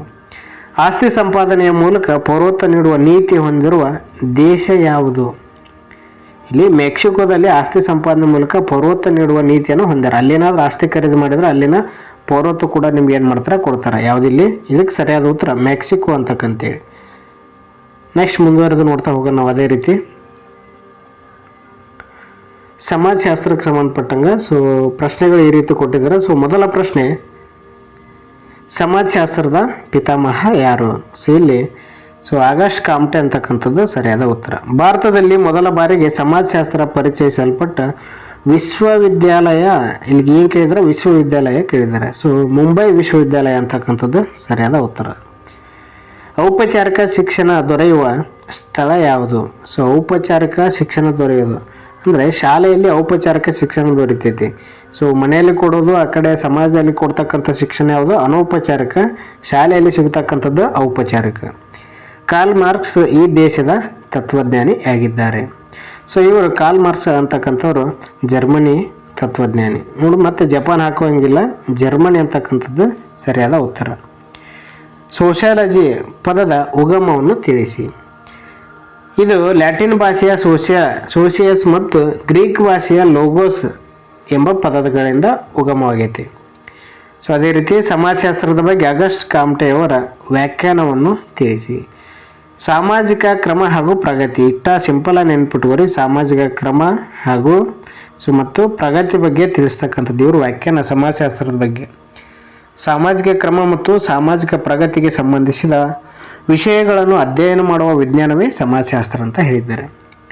ಮಾನವ ಸಂಘಜೀವಿ, ಇದಕ್ಕೆ ಯಾವುದಕ್ಕೆ ಉತ್ತರ ಆಗುತ್ತಿದೆ? ಮಾನವ ಯಾವ ಬಗೆಯ ಜೀವಿ ಅಂತ ಕೇಳಿದ್ದಾರೆ. ಸೊ ಮಾನವ ಸಂಘಜೀವಿ ಅಂತಕ್ಕಂಥದ್ದು. ಮಾನವ ಸಮಾಜವನ್ನು ಸಾಮಾಜಿಕ ಸಂಬಂಧಗಳ ಬಲೆ ಎಂದು ಕರೆಯಲು ಕಾರಣವೇನು? ಸೊ ಮಾನವ ಬೆಳವಣಿಗೆಗೆ ಸಮಾಜ ಅಗತ್ಯವಾಗೈತಿ. ಸೊ ಮಾನವ ಅಸ್ತಿತ್ವಕ್ಕೆ ಸಾಮಾಜಿಕ ಸಂಬಂಧಗಳು ಅಗತ್ಯ. ಸೊ ಹಾಗಾಗಿ ಏನು ಕರೆದಿದ್ದಾರೆ? ಸಾಮಾಜಿಕ ಸಂಬಂಧಗಳ ಬಲೆ ಅಂತ ಕರೆದಿದ್ದಾರೆ. 9ನೇ ಪ್ರಶ್ನೆ ನೋಡ್ತಾ ಬನ್ನಿ ನೀವು ಇಲ್ಲಿ. ಮಾನವ ಸಮಾಜ ಬಿಟ್ಟು ಬದುಕಲಾರ ಎಂಬ ವಿಚಾರವನ್ನು ಅರಿಸ್ಟಾಟಲ್ ಅವರು ತನ್ನ ಯಾವ ಹೇಳಿಕೆಯಿಂದ ನಿರೂಪಿಸಿದ್ದಾರೆ? ನೋಡಿ ಇಲ್ಲಿ ಏನು ಮಾಡ್ತಾರೆ? ಸಮಾಜ ಬಿಟ್ಟು ಬದುಕಲಾರ ಅಂತ ಹೇಳಿದವರು ಯಾರು ಅಂತ ಕೇಳಿದರೆ ಅರಿಸ್ಟಾಟಲ್ ಕೇಳಿದ್ದಾರೆ. ಸೊ ಯಾಕೆ ಹೇಳ್ತಾರೆ ನೋಡಿ ಇಲ್ಲಿ ಅವರು? ಮಾನವರು ತಮ್ಮ ಭಾವನೆಯನ್ನು ಭಾಷೆಯ ಮೂಲಕ ವ್ಯಕ್ತಪಡಿಸುತ್ತಾರೆ. ಸೊ ಅದೇ ರೀತಿ ಏನು ಮಾಡ್ತಾರೆ ಇಲ್ಲಿ? ಮಾನವ ಒಬ್ಬ ಸಂಘಜೀವಿಯಾಗಿದ್ದಾನೆ ಎಂಬ ಹೇಳಿಕೆಯಿಂದ ನಿರೂಪಿಸಿದ್ದಾರೆ. ಅದರಿಂದ ಇದನ್ನ ಏನು ಮಾಡ್ರೆ ಈ ರೀತಿ ನಿರೂಪಿಸ್ಯಾರ ಅವರು. 11ನೇ ಪ್ರಶ್ನೆ, ಕಾರ್ಲ್ ಮಾರ್ಕ್ಸ್ ರವರ ವೈಜ್ಞಾನಿಕ ಸಮಾಜದಲ್ಲಿ ಕಂಡುಬರುವ ಬಹುಮುಖ್ಯ ಪ್ರತಿಪಾದನೆ ಯಾವುದು? ಕಾರ್ಲ್ ಮಾರ್ಕ್ಸ್ ಸಮಾಜವು ಆರ್ಥಿಕ ಸಮಾನತೆಯಿಂದ ಕೂಡಿದೆ ಎಂದು ಪ್ರತಿಪಾದಿಸಿದ್ದಾರೆ. ಏನು ಮಾಡಿದ್ದಾರೆ? ಆರ್ಥಿಕ ಸಮಾನತೆಯಿಂದ ಕೂಡಿದೆ ಅಂತ ಪ್ರತಿಪಾದಿಸಿದ್ದಾರೆ. ಅಸಮಾನತೆಯಿಂದ ಕೂಡಿದ್ದಾರೆ. ಆರ್ಥಿಕ ಅಸಮಾನತೆ, ಸಮಾನತೆ ಅಲ್ಲ. ಸ್ವಲ್ಪ ಗೊಂದಲ ಆದ್ರೆ ನೋಡಿಲಿ. ಸೊ ಮಾರ್ಕ್ಸ್ ಕಳ್ಕೊಳ್ಳುವ ಸಾಧ್ಯತೆ ಇರ್ತದೆ. ಹಾಗಾಗಿ ನೀವು ಇದನ್ನು ಸರಿಯಾಗಿ ಗಮನಿಸ್ತಾ ಬರಬೇಕು. ಮತ್ತು ಬೇರೆ ಅಧ್ಯಾಯ ನೋಡ್ತಾ ಹೋಗೋಣ ನಾವಿಲ್ಲಿ ಮುಂದುವರೆದು. ನೆಕ್ಸ್ಟ್ ಮುಂದೆ ಮಾನವ ಮತ್ತು ಸಮಾಜ ಅಂತಕ್ಕಂತೇಳಿ. ಸೊ ಮೊದಲ ಪ್ರಶ್ನೆ, ಕಲ್ಚರ್ ಎಂಬ ಪದ ಈ ಭಾಷೆಯದ್ದು. ಸೊ ಕಲ್ಚರ್ ಎಂಬ ಪದ ಯಾವ ಭಾಷೆಯಿಂದ ಬಂದಿದೆ ಅಂದ್ರೆ ಲ್ಯಾಟಿನ್ ಭಾಷೆಯಿಂದ ಬಂದಿದೆ. ಅತಿ ಹೆಚ್ಚಾಗಿ ನೋಡಿ ನಿಮ್ಗೆ ಏನಾದರೂ ಗೊಂದಲ ಅನ್ಸಕತ್ತಂದ್ರೆ ಅತಿ ಹೆಚ್ಚಾಗಿ ಬಂದಿರತಕ್ಕಂಥವು ಲ್ಯಾಟಿನ್ ಭಾಷೆ. ಸೊ ಏನಾದರೂ ಗೊತ್ತಾಗ್ಲಿಕ್ಕಂದ್ರೆ ಮಾತ್ರ ಈ ಪ್ರಯೋಗ ಮಾಡಿ, ಸುಮ್ಮನೆ ಮತ್ತೆ ಲ್ಯಾಟಿನ್ ಭಾಷೆ ಹಾಕೋದಲ್ಲ. ಸೊ ನೆಕ್ಸ್ಟ್ ಬರ್ತಕ್ಕಂಥದ್ದು ವಿವಿಧ ಆಚಾರ ವಿಚಾರ ಉಡುಗೆ ತೊಡುಗೆ ಭಾಷೆ ಹೊಂದಿರುವ ಸಂಸ್ಕೃತಿ ಅಂತ ಕರೀತಾರೆ. ವೈವಿಧ್ಯಮಯ ಸಂಸ್ಕೃತಿ ಅಂತ ಕರೀತಾರೆ. ಇಲ್ಲೇ ಕೊಟ್ಟಿದ್ದಾರೆ ನೋಡಿ, ವಿವಿಧ ಆಚಾರ ವಿಚಾರ ಅಂತ ಬಂದ ತಕ್ಷಣ ನೀವು ಆರಾಮಾಗಿ ಹಾಕ್ಬೋದು ವೈವಿಧ್ಯಮಯ ಸಂಸ್ಕೃತಿ. ನಾವು ದಿನನಿತ್ಯದ ಜೀವನದಲ್ಲಿ ಮತ್ತೆ ಮತ್ತೆ ತೊಡಗಿಕೊಳ್ಳುವ ಚಟುವಟಿಕೆ ಯಾವುದು? ಸೊ ಲೋಕರೂಢಿ ಅಂತಕ್ಕಂತೇಳಿ. ನೆಕ್ಸ್ಟ್, ನಾವು ಮಾತನಾಡುವ ಭಾಷೆಯನ್ನು ಹಿರಿಯರು ಬಳುವಳಿಯಾಗಿದೆ, ಇದನ್ನು ಸಮರ್ಥಿಸುವ ಸಂಸ್ಕೃತಿ ಒಂದು ಲಕ್ಷಣ ಹೇಳ್ರಿ ಅಂತ ಹೇಳಿದ್ದಾರೆ. ಇದನ್ನು ಸಮರ್ಥನೆ ಮಾಡ್ಕೊಂಡು ಹೋಗತಕ್ಕಂಥ ಲಕ್ಷಣ ಯಾವುದಿಲ್ಲಿ? ಸಂಸ್ಕೃತಿ ಒಂದು ಪೀಳಿಗೆಯಿಂದ ಇನ್ನೊಂದು ಪೀಳಿಗೆಗೆ ವರ್ಗಾವಣೆ ಆಗುತ್ತದೆ ಅನ್ನೋದು ಇದಕ್ಕೆ ಸರಿಯಾಗ್ತದೆ. ಸಂಸ್ಕೃತಿ ಎಂದರೆ ಏನು? ಮಾನವ ಸಮಾಜದ ಸದಸ್ಯನಾಗಿದ್ದುಕೊಂಡು ಕಲಿತುಕೊಳ್ಳುವ ಜ್ಞಾನ, ಕಲಿಕೆ, ಕಲೆ, ನೈತಿಕ ನಿಯಮಗಳು, ಕಾನೂನುಗಳು, ರೂಢಿ ನೈಪುಣ್ಯತೆಗಳನ್ನು ಒಳಗೊಂಡ ಸಂಕೀರ್ಣ ವ್ಯವಸ್ಥೆಯೇ ಸಂಸ್ಕೃತಿ ಅಂತ ಕರೀತಾರೆ. ಸಾಂಸ್ಕೃತಿಕ ವೈವಿಧ್ಯತೆ ಎಂದರೆ ಏನು? ಸೊ ಇಲ್ಲಿ ವಿವಿಧ ಆಚಾರ ವಿಚಾರ ನಿಮ್ಗೆ ಆಲ್ರೆಡಿ ಗೊತ್ತೈತಿ. ಸಾಂಸ್ಕೃತಿಕ ವೈವಿಧ್ಯತೆ ಅಂತ ವಿವಿಧ ರೀತಿಯಿಂದ ಆಚಾರ ವಿಚಾರ ಸಂಪ್ರದಾಯ ಉಡುಗೆ ತೊಡುಗೆಗಳಲ್ಲಿ ನಂಬಿಕೆ ಉಳ್ಳವರಿಗೆ ವೈವಿಧ್ಯತೆ ಸಂಸ್ಕೃತಿ ಅಂತ ಕರೀತಾರೆ. ಸೊ ಯಾವುದಾದ್ರೂ 2 ಲೋಕ ರೂಢಿಯನ್ನು ಹೆಸರಿಸಿ. ಸೊ ಊಟ ಮಾಡುವುದು ಹಾಗೂ ನಿದ್ರಿಸುವುದು ಲೋಕ ರೂಢಿಗೆ 2 ಉದಾಹರಣೆ. ನಿಮ್ಮ ಸುತ್ತಮುತ್ತಲಿನ ಸಾಂಸ್ಕೃತಿಕ ವೈವಿಧ್ಯತೆಗೆ ಒಂದು ಉದಾಹರಣೆ ಕೊಡ್ರಿ ಅಂತ ಹೇಳ್ತಾರೆ. ಸೊ ವಿಭಿನ್ನ ಭಾಷೆಯ ಬಳಕೆ, ವಿಭಿನ್ನ ರೀತಿಯ ಉಡುಗೆ ತೊಡುಗೆ ಧರಿಸುವುದು ಹಾಗೂ ವಿವಿಧ ರೀತಿಯ ಹಬ್ಬಗಳನ್ನು ಆಚರಿಸುವುದು ಸೊ ನಮ್ಮ ಸುತ್ತಮುತ್ತಲಿರ್ತಕ್ಕಂಥ ಬದಲಾವಣೆ ಆಗಿರ್ತದೆ. ನೆಕ್ಸ್ಟ್ ಬರ್ತಕ್ಕಂಥದ್ದು ನೋಡ್ರಿ ಭೂಮಿ ನಮ್ಮ ಜೀವಂತ ಗ್ರಹ ಅಂತೇಳಿ. ಸೊ ಮೊದಲ ಪ್ರಶ್ನೆ, ಸೌರಮಂಡಲದಲ್ಲಿ ಭೂಮಿಯ ಸ್ಥಾನ ಎಷ್ಟು ಅಂತ ಕೇಳಿದ್ದಾರೆ. ಸೊ ಸೌರಮಂಡಲದಲ್ಲಿ ಇದರ ಸ್ಥಾನ 5ನೇ ದೊಡ್ಡ ಗ್ರಹ ಆಗಿರ್ತದೆ. ಸೊ ಮೊದಲು ಯಾವುದೈತಿ, ಸೊ ಇಲ್ಲಿ ನೆನ್ಪಿಟ್ಕೋರಿ ಬುಧ ಅಂತಕ್ಕಂಥದ್ದು. ಇದು ಯಾವ ರೀತಿ ನೆನ್ಪಿಟ್ಕೋಬೇಕು, ಭೂಶೋಭು ಮಗು ಶೈವ್ನೆ ಅಂತಕ್ಕಂಥೇಳಿ ಇಲ್ಲಿ ಕ್ರಮವಾಗಿ ಕೂಡ ಕೇಳ್ಬೋದು, ಹೊಂದಿಸಿ ಬರೆಯನ್ನು ಕೂಡ ಕೇಳ್ಬೋದು. ನೆಕ್ಸ್ಟ್ ಅತಿ ದೊಡ್ಡ ಸಾಗರ ಯಾವುದು. ಸೊ ಇಲ್ಲಿ ಅತಿ ದೊಡ್ಡ ಸಾಗರ ಯಾವುದು ಅಂದ್ರೆ ಇಲ್ಲಿ ಪೆಸಿಫಿಕ್ ಸಾಗರ ಅಂತಕ್ಕಂಥದ್ದು. ಅದೇ ರೀತಿ ಅತಿ ಆಳವಾದ ಸಾಗರ ಕೂಡ ಇದಾಗಿರ್ತದೆ. ನೆಕ್ಸ್ಟ್ ಆರ್ಕ್ಟಿಕ್ ಸಾಗರ ಅಂತಕ್ಕಂಥದ್ದು ಅತ್ಯಂತ ಸಣ್ಣ ಸಾಗರ ಆಗಿರ್ತದೆ. ದಕ್ಷಿಣ ಅರ್ಧಗೋಳದಲ್ಲಿ ಇಲ್ಲಿನ ಜಲರಾಶಿಯ ಪ್ರಮಾಣ ಎಷ್ಟು ಅಂತ ಕೇಳಿದ್ದಾರೆ. ಸೊ ದಕ್ಷಿಣ ಗೋಳದಲ್ಲಿ ಕೇಳಿದ್ರಿಂದ 81% ಎಷ್ಟಿಲ್ಲಿ 81ರಷ್ಟು ಜಲಗೋಳ ಹೊಂದೈತಿ. ಒಂದು ಅಕ್ಷಾಂಶದಿಂದ ಮತ್ತೊಂದು ಅಕ್ಷಾಂಶಕ್ಕೆ ಸೊ ಭೂಮಿಯ ಮೇಲಿರುವ ದೂರ ಎಷ್ಟು. ಸೊ 110.4 ಅಂತಕ್ಕಂಥದ್ದು ಸರಿ ಇರ್ತದೆ. ಒಟ್ಟು ಅಕ್ಷಾಂಶ ಎಷ್ಟಿದವು ಮತ್ತು ಒಟ್ಟು ರೇಖಾಂಶಗಳು ಎಷ್ಟಿದಾವೆ ಅಂತ ಏನು ಮಾಡಿ ಕಮೆಂಟ್ ಸೆಕ್ಷನಲ್ಲಿ ಕಮೆಂಟ್ ಮಾಡ್ತಾ ಬನ್ನಿ. ನೀವು ಇಲ್ಲಿ ಗ್ರೀನ್ವಿಚ್ನ ಮೇಲೆ ಹಾದು ಹೋಗಿರುವ ಪ್ರಧಾನ ರೇಖೆ ಯಾವುದು. ಸೊ ಇಲ್ಲಿ 82.5 ಡಿಗ್ರಿ ಅಂತಕ್ಕಂಥದ್ದು ಸರಿ ಅದ. ಇಲ್ಲಿ ಏನು ಕೇಳಿದ್ರೆ ಗ್ರೀನ್ವಿಚ್ ಮೇಲೆ ಕೇಳಿದ್ರಲ್ಲ, ಹಾಗಾಗಿ ನಮ್ಮ ಭಾರತ ಕೇಳಿದ್ರೆ 82.5 ಡಿಗ್ರಿ ಹಾಕ್ರಿ. ಇಲ್ಲಿ ಗ್ರೀನ್ವಿಚ್ ಕೇಳಿದ್ರಲ್ಲ, ಹಾಗಾಗಿ ಇದಕ್ಕೆ 0 ಡಿಗ್ರಿ ರೇಖಾಂಶ ಅಂತಕ್ಕಂಥದ್ದು ಸರಿಯಾಗಿರ್ತದೆ. ಭಾರತದ ಪ್ರಮಾಣಿತ ವೇಳೆ ಹಾಗೂ ಗ್ರೀನ್ವಿಚ್ ವೇಳೆ ನಡುವಿನ ಸಮಯವನ್ನು ವ್ಯತ್ಯಾಸ ಎಷ್ಟೈತಿ, 5 ಗಂಟೆ 30 ನಿಮಿಷ ಅಂತಕ್ಕಂಥದ್ದು ಸರಿಯಾದ ಉತ್ತರ ಆಗಿರ್ತದೆ. ಒಂದು ಅಂಕದ ಪ್ರಶ್ನೆ ನೋಡ್ತಾ ಬನ್ನಿ. ಸೊ ಮೊದಲನೇದಾಗಿ ಭೂಮಿಯ ವ್ಯಾಸವು ಸೂರ್ಯನಿಗಿಂತ ಎಷ್ಟು ಪಟ್ಟು ದೊಡ್ಡದಿದೆ. ಸೊ ಸೂರ್ಯನಿಗಿಂತ 7 ಪಟ್ಟು ಏನಾಗೈತಿ ಇಲ್ಲಿ ದೊಡ್ಡದಿದೆ. ಭೂಮಿಯ ವ್ಯಾಸವು ಸೂರ್ಯನಿಗಿಂತ 107 ಪಟ್ಟು ದೊಡ್ಡದಿದೆ. ಹಾಗಾದರೆ ಭೂಮಿಯ ಮೇಲೆ ಶೇಕಡ ಎಷ್ಟು ಭಾಗ ನೀರು ಆವರಿಸಿದೆ. ಸೊ 70.78 ಅಂತಕ್ಕಂಥದ್ದು 70.78 ಅಂತಕ್ಕಂಥದ್ದು ಸರಿಯಾದ ಉತ್ತರ ಆಗಿರ್ತದೆ. ಭೂಭಾಗದಲ್ಲಿ ಎಷ್ಟು ಖಂಡಗಳು ಕಂಡು ಬರುತ್ತವೆ, ಇದು ಗೊತ್ತು ನಿಮಗೆಲ್ಲರಿಗೂ. ಸೊ 7. ಭೂಮಿಯ ಮೇಲೆ ಅತಿ ಚಿಕ್ಕ ಸಾಗರವನ್ನು ಹೆಸರಿಸಿ. ನಿಮ್ಗೆ ಆಲ್ರೆಡಿ ಹೇಳಿದ್ದೀನಿ ಇಲ್ಲಿ ಆರ್ಕ್ಟಿಕ್ ಸಾಗರ ಅಂತಕ್ಕಂಥದ್ದು ಸರಿಯಾದ ಉತ್ತರ ಆಗಿರ್ತದೆ. ಯಾವುದು, ಆರ್ಕ್ಟಿಕ್. ನೆಕ್ಸ್ಟ್ ಅದೇ ರೀತಿ ದಕ್ಷಿಣ ಅರ್ಧಗೋಳವನ್ನು ಜಲಪ್ರಧಾನ ಗೋಳ ಎಂದು ಏಕೆ ಕರೆಯಲಾಗಿದೆ. ಸೊ ಇಲ್ಲಿ ದಕ್ಷಿಣ ಗೋಳಾರ್ಧದಲ್ಲಿ ನಿಮ್ಮ ಮೇಲೆ ನೋಡಿದಾಗೆ ಒಟ್ಟಾರೆ ಎಷ್ಟು % ನೀರು ಐತೆ ಅಂದ್ರೆ ಇಲ್ಲಿ 81% ನೀರು ಇರುವುದರಿಂದ ಇದನ್ನ ಏನಂತ ಕರೀತಾರೆ ಇಲ್ಲಿ. ಸೊ ಇಲ್ಲಿ ದಕ್ಷಿಣ ಅರ್ಧಗೋಳದಲ್ಲಿ 81 ಜಲರಾಶಿ ಇರುವುದರಿಂದ ಸೊ ಇದನ್ನು ಜಲಪ್ರಧಾನ ಗೋಳ ಅಂತ ಕರೀತಾರೆ. ಭೂಮಿಯು ತನ್ನ ಅಕ್ಷದ ಸುತ್ತ ಒಂದು ಸುತ್ತು ಪೂರ್ಣಗೊಳಿಸಲು ಎಷ್ಟು ಸಮಯ ತೆಗೆದುಕೊಳ್ಳುತ್ತದೆ. ಇಲ್ಲಿ ಏನು ಕ್ವಶನು, ಭೂಮಿ ತನ್ನ ಅಕ್ಷದ ಸುತ್ತ ಒಂದು ಸುತ್ತು ಪೂರ್ಣಗೊಳಿಸಲು ತೆಗೆದುಕೊಳ್ಳುವ ಸಮಯ ಎಷ್ಟು ಅಂದಿದ್ದಾರೆ. ಹಾಗಾದರೆ 24 ಗಂಟೆ ಅಂತಕ್ಕಂಥದ್ದು ಸರಿಯಾದ ಉತ್ತರ ಆಗಿರ್ತದೆ. ನೆಕ್ಸ್ಟ್ ರಷ್ಯಾ ಎಷ್ಟು ವೇಳಾ ವಲಯಗಳನ್ನು ಒಳಗೊಂಡಿದೆ. ಸೊ 11 ಅಂತಕ್ಕಂಥದ್ದು. ಒಟ್ಟು ವೇಳಾ ವಲಯಗಳು ಎಷ್ಟಿದು 24. ಅದರಲ್ಲಿ ರಷ್ಯಾ ಎಷ್ಟು ಒಳಗೊಂಡೈತಿ 11. ಭಾರತದ ಪ್ರಮಾಣಿತ ವೇಳೆ ಯಾವ ರೇಖಾಂಶವನ್ನು ಆಧರಿಸಿದೆ. ಸೊ ಮೇಲೆ ಹೇಳಿದ್ದೀನಿ 82.5 ಡಿಗ್ರಿ ಅಂತಕ್ಕಂಥದ್ದು ಸರಿಯಾದ ಉತ್ತರ ಆಗಿರ್ತದೆ.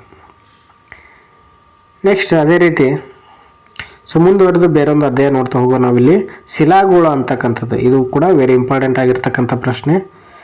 ಸೊ ಮಾರುತಗಳ ನಗ್ನೀಕರಣದಿಂದ ನಿರ್ಮಿತವಾಗುವ ಭೂ ಸ್ವರೂಪಗಳಂತ ಕೇಳಿದ್ದಾರೆ. ಸೊ ಪ್ರಶ್ನೆಯನ್ನು ಸರಿಯಾಗಿ ಗಮನಿಸ್ರಿ. ಸ್ವಲ್ಪ ಪ್ರಶ್ನೆ ದೊಡ್ಡದಾಯ್ತು ಅಂದ ತಕ್ಷಣ ಹೆಂಗೆ ಬೇಕಂಗೆ ಓದೋದಲ್ಲ. ಮಾರುತಗಳ ನಗ್ನೀಕರಣದಿಂದ ನಿರ್ಮಿತವಾಗುವ ಭೂ ಸ್ವರೂಪಗಳನ್ನು ಅಂತ ಕೇಳಿದ್ದಾರೆ. ಸೊ ಹೀಗಾಗಿ ನಾಯಿಕೊಡೆ, ಅದೇ ರೀತಿ ಶಿಲಾಪೀಠ, ಮರಳುದಿನ್ನಿ, ಲೂಯಿಸ್ ಮೈದಾನ ಅಂತಕ್ಕಂಥದ್ದು ಇದಕ್ಕೆ ಸರಿಯಾದ ಉತ್ತರ ಆಗಿರ್ತದೆ. KGF ಚಿನ್ನದ ಗಣಿ ಕಂಡುಬರುವ ರಾಜ್ಯ. ಸೊ ಕರ್ನಾಟಕ. ರಾಸಾಯನಿಕ ಕ್ರಿಯೆಯಿಂದ ಉಂಟಾದ ಕನಸಿಲೆ ಯಾವುದು. ಸೊ ಇಲ್ಲಿ ರಾಸಾಯನಿಕ ಕ್ರಿಯೆಯಿಂದ ಅಂತ ಬಂದ ತಕ್ಷಣ ನೀವೇನು ಹಾಕಬೇಕು? ಜಿಪ್ಸಮ್. ಇಟಲಿಯ ಪ್ರಸಿದ್ಧ ಜ್ವಾಲಾಮುಖಿ ಯಾವುದು? ಮೌಂಟ್ ವೆನುವಿಸ್ ಅಂತಕ್ಕಂಥದ್ದು ಇದಕ್ಕೆ ಸರಿಯಾದ ಉತ್ತರ ಆಗಿರ್ತದೆ. ಇದ್ರ ಬಗ್ಗೆ ಸ್ವಲ್ಪ ಕೆಲವೊಂದಿಷ್ಟು ನೋಡ್ತಾ ಬನ್ನಿ. ಇದು ಮೌಂಟ್ ಪೂಜಿಯಾಮ ಅಂತಕ್ಕಂಥದ್ದು ಯಾವ್ದು ಅನ್ನೋದನ್ನು ನೀವು ಕಮೆಂಟ್ ಮಾಡ್ತಾ ಬನ್ನಿ. ಸೊ ಇದಕ್ಕೆ ಸರಿಯಾದ ಉತ್ತರನ ಆಲ್ರೆಡಿ ಹೇಳಿದ್ದೀನಿ, ಮೌಂಟ್ ವೆನುವಿಸ್ ಅಂತಕ್ಕಂಥದ್ದು ಸರಿಯಾದ ಉತ್ತರ. ಹಾಗಾದರೆ ಕರ್ನಾಟಕದಲ್ಲಿರುವ ಭೂಕಂಪ ಮಾಪನ ಕೇಂದ್ರವನ್ನು ಯಾವುದಂದ್ರೆ ಕರ್ನಾಟಕದಲ್ಲಿ ಇರತಕ್ಕಂಥದ್ದು ಅಂದ್ರೆ ಗೌರಿಬಿದನೂರು. ಬೇಲಂ ಮತ್ತು ಬೆಹರಾ ಸುಣ್ಣದ ಕಲ್ಲಿನ ಗುಹೆಗಳು ಕಂಡುಬರುವ ರಾಜ್ಯ ಯಾವುದು? ನೋಡಿ ಇಲ್ಲಿ ಬೇಲಂ ಮತ್ತು ಬೆಹರಾ ಅಂತ ಕೇಳಿದ್ರಲ್ಲ, ಹಾಗಾಗಿ ಆಂಧ್ರದಲ್ಲಿ ಏನು ಮಾಡ್ತವೆ? ಈ ಗುಹೆಗಳು ಕಂಡು ಬರ್ತವೆ. ಶಿಲಾಗೋಳ ಎಂದರೆ ಏನು? ಭೂಮಿಯ ಅತ್ಯಂತ ಮೇಲ್ಭಾಗದ ಘನಪದರವನ್ನು ಶಿಲಾಗೋಳ ಅಂತ ಕರೀತಾ ಬರ್ತಾರೆ. ಸೊ ಭೂಮಿಯು ಎಷ್ಟು ವರ್ಷ ಹಳೆಯದಾಗಿದೆ? ಸೊ ಭೂಮಿಯು 460 ಕೋಟಿ, ಎಷ್ಟಿಲ್ಲಿ 460 ಕೋಟಿ ವರ್ಷ ಹಳೆಯದಾಗಿದೆ. ಭೂಕವಚವು ಸಿಲಿಕಾ ಮತ್ತು ಅಲ್ಯೂಮಿನಿಯಂ ಮ್ಯಾಗ್ನೀಸಿಯಮ್ ಇಂದ ಕೂಡೈತಿ. ಯಾವುದರಿಂದ ಕೂಡೈತಿ ಇಲ್ಲಿ? ಸೊ ಅಲ್ಯೂಮಿನಿಯಂ, ಮ್ಯಾಗ್ನೀಸಿಯಂ, ಅದರ ಜೊತೆಗೆ ಯಾವುದಿಲ್ಲಿ? ಸೊ ಸಿಲಿಕಾ ಅಂತಕ್ಕಂತೇಳಿ ಇದರಿಂದ ಭೂಕವಚ ಒಳಗೊಂಡಿರ್ತದೆ. ಭೂಕವಚ ಮತ್ತು ಮ್ಯಾಂಟಲ್ ಸೇರುವ ವಲಯವನ್ನು ಏನೆಂದು ಕರೀತಾರೆ? ಸೊ ಭೂಕವಚ ಮತ್ತು ಮ್ಯಾಂಟಲ್ ಸೇರುವ ವಲಯ ಮೇಹೋ ವಲಯ. ಯಾವುದು? ಮೇಹೋ ವಲಯ. ಸೊ ಅಂತಃಸರಣ ಶಿಲೆಗೆ ಒಂದು ಉದಾಹರಣೆ ಕೊಡಿ. ಸೊ ಅಂತಃಸರಣ ಶಿಲೆಗೆ ಒಂದು ಉದಾಹರಣೆ ಅಂದರೆ ಸೊ ಗ್ರಾನೈಟ್ ಅಂತಕ್ಕಂಥದ್ದು. ಯಾವುದಿಲ್ಲಿ? ಗ್ರಾನೈಟ್. ನೆಕ್ಸ್ಟ್ ಅದೇ ರೀತಿ ಮುಂದುವರೆದು ಸೊ ಮ್ಯಾಗ್ಮಾ ಎಂದರೆ ಏನು? ಸೊ ಇಲ್ಲಿ ಮ್ಯಾಗ್ಮಾ ಅಂದ್ರೆ ನೋಡ್ರಿ, ಭಾಳಷ್ಟು ಬಾರಿ ಪ್ರಶ್ನೆಯನ್ನು ಕೂಡ ಕೇಳ್ತಾ ಬಂದಿದ್ರೆ. ಸೊ ಭೂಮಿಯ ಒಳಭಾಗದಲ್ಲಿ ಶಿಲಾವಸ್ತು ಕರಗಿ ದ್ರವ ಅಥವಾ ಅರೆ ದ್ರವ ಆಗುವುದನ್ನು ಏನಂತ ಕರೀತಾರೆ ಇಲ್ಲಿ? ಸೊ ಮ್ಯಾಗ್ಮಾ ಅಂತ ಕರೀತಾರೆ. ಸೊ ನದಿ ಹರಿಯುವ ಮಾರ್ಗವನ್ನು ಏನೆಂದು ಕರೆಯುತ್ತಾರೆ? ಸೊ ಇಲ್ಲಿ ನದಿ ಹರಿಯುವ ಮಾರ್ಗವನ್ನು ನದಿ ಪಾತ್ರ ಅಂತ ಕರೀತಾರೆ. ಸೊ ಏನಂತಾರೆ ಇಲ್ಲಿ? ನದಿ ಪಾತ್ರ. ಜಲಮಾಲಿನ್ಯ ಎಂದರೆ ಏನು? ನೀರು ಕಲುಷಿತವಾಗುವುದು ಜಲಮಾಲಿನ್ಯ. ಸೊ ಹಾಗಾದರೆ ಜ್ವಾಲಾಮುಖಿಯ ಕುಂಡದ ಅರ್ಥ? ಆಲಿಕೆಯಾಕಾರದ ಏನಿಲ್ಲಿ? ಆಲಿಕೆಯಾಕಾರದ ಜ್ವಾಲಾಮುಖಿಯ ಬಾಯಿಯನ್ನು ಜ್ವಾಲಾಮುಖಿಯ ಕುಂಡ ಅಂತ ಕರೀತಾರೆ ಇಲ್ಲಿ. ಸೊ ಈ ರೀತಿ ಇರ್ತದಲ್ಲ ಅದನ್ನು. ಸೊ ಭೂಕಂಪನದ ತೀವ್ರತೆ ಅಳೆಯುವ ಮಾಪನ ಯಾವುದು? ಇದು ಕೂಡ ಡೀಟೇಲ್ ಕೇಳಿರ್ತಕ್ಕಂಥದ್ದು ರಿಕ್ಟರ್ ಮಾಪನ ಅಂತಕ್ಕಂಥದ್ದು. ಏನಿರಲಿ? ರಿಕ್ಟರ್ ಮಾಪನ. ನೆಕ್ಸ್ಟ್ ಮುಂದುವರೆದು ಮತ್ತೊಂದು ಅಧ್ಯಾಯ ನೋಡ್ತಾ ಹೋಗೋಣ ನಾವಿಲ್ಲಿ. ಸೊ ವಾಯುಗೋಳ ಅಂತಕ್ಕಂಥದ್ದು. ಸೊ ನೆಕ್ಸ್ಟ್ ಬರ್ತಕ್ಕಂಥದ್ದು ಯಾವುದಿಲ್ಲಿ? ವಾಯುಗೋಳ. ಸೊ ಮೊದಲ ಪ್ರಶ್ನೆ, ಭಾರತದಲ್ಲಿ ಅತಿ ಹೆಚ್ಚು ಉಷ್ಣಾಂಶ ದಾಖಲಿಸಿದ ಪ್ರದೇಶ ಯಾವುದು?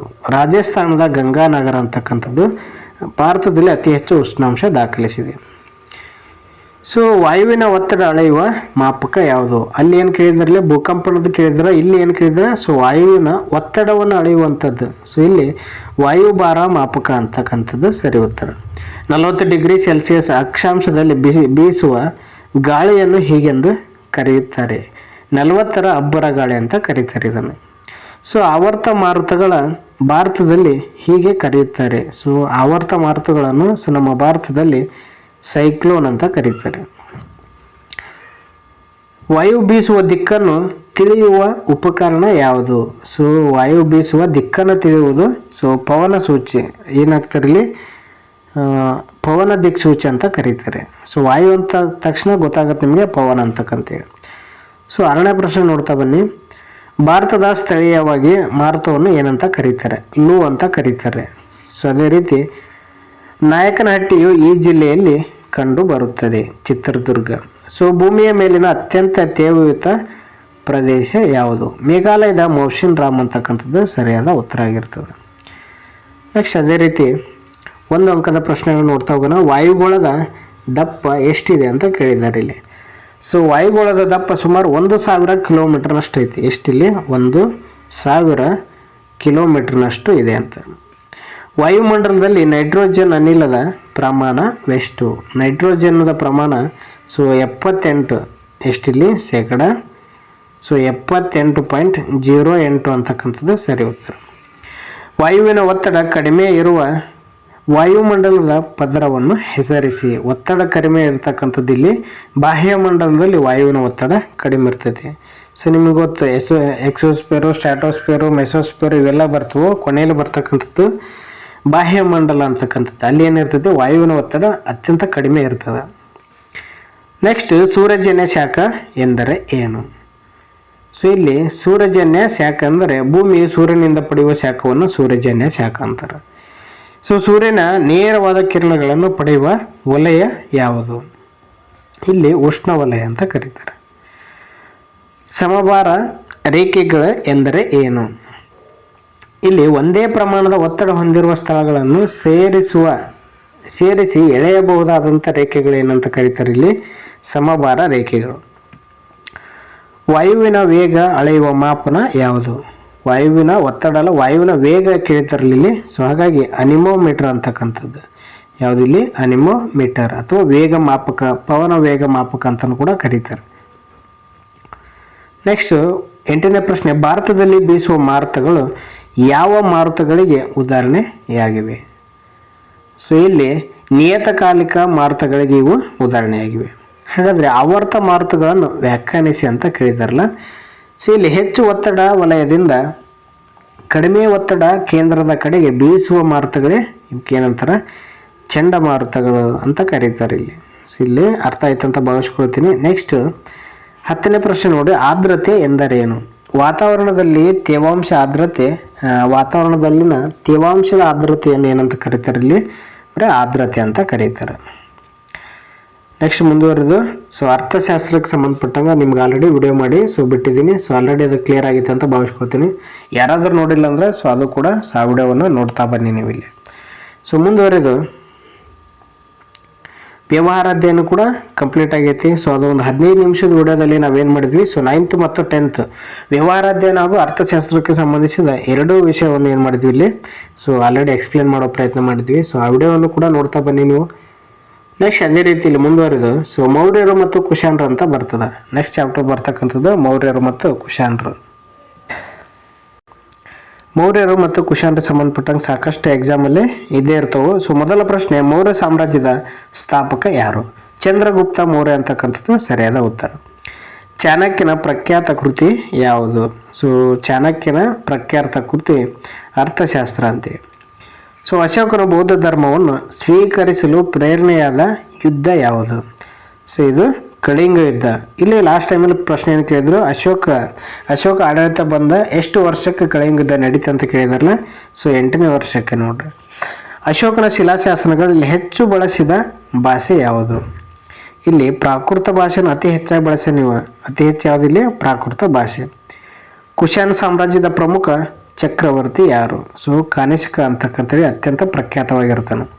ಗಾಂಧಾರ ಶೈಲಿಯು ಯಾವುದಕ್ಕೆ ಸಂಬಂಧಪಟ್ಟಿದೆ?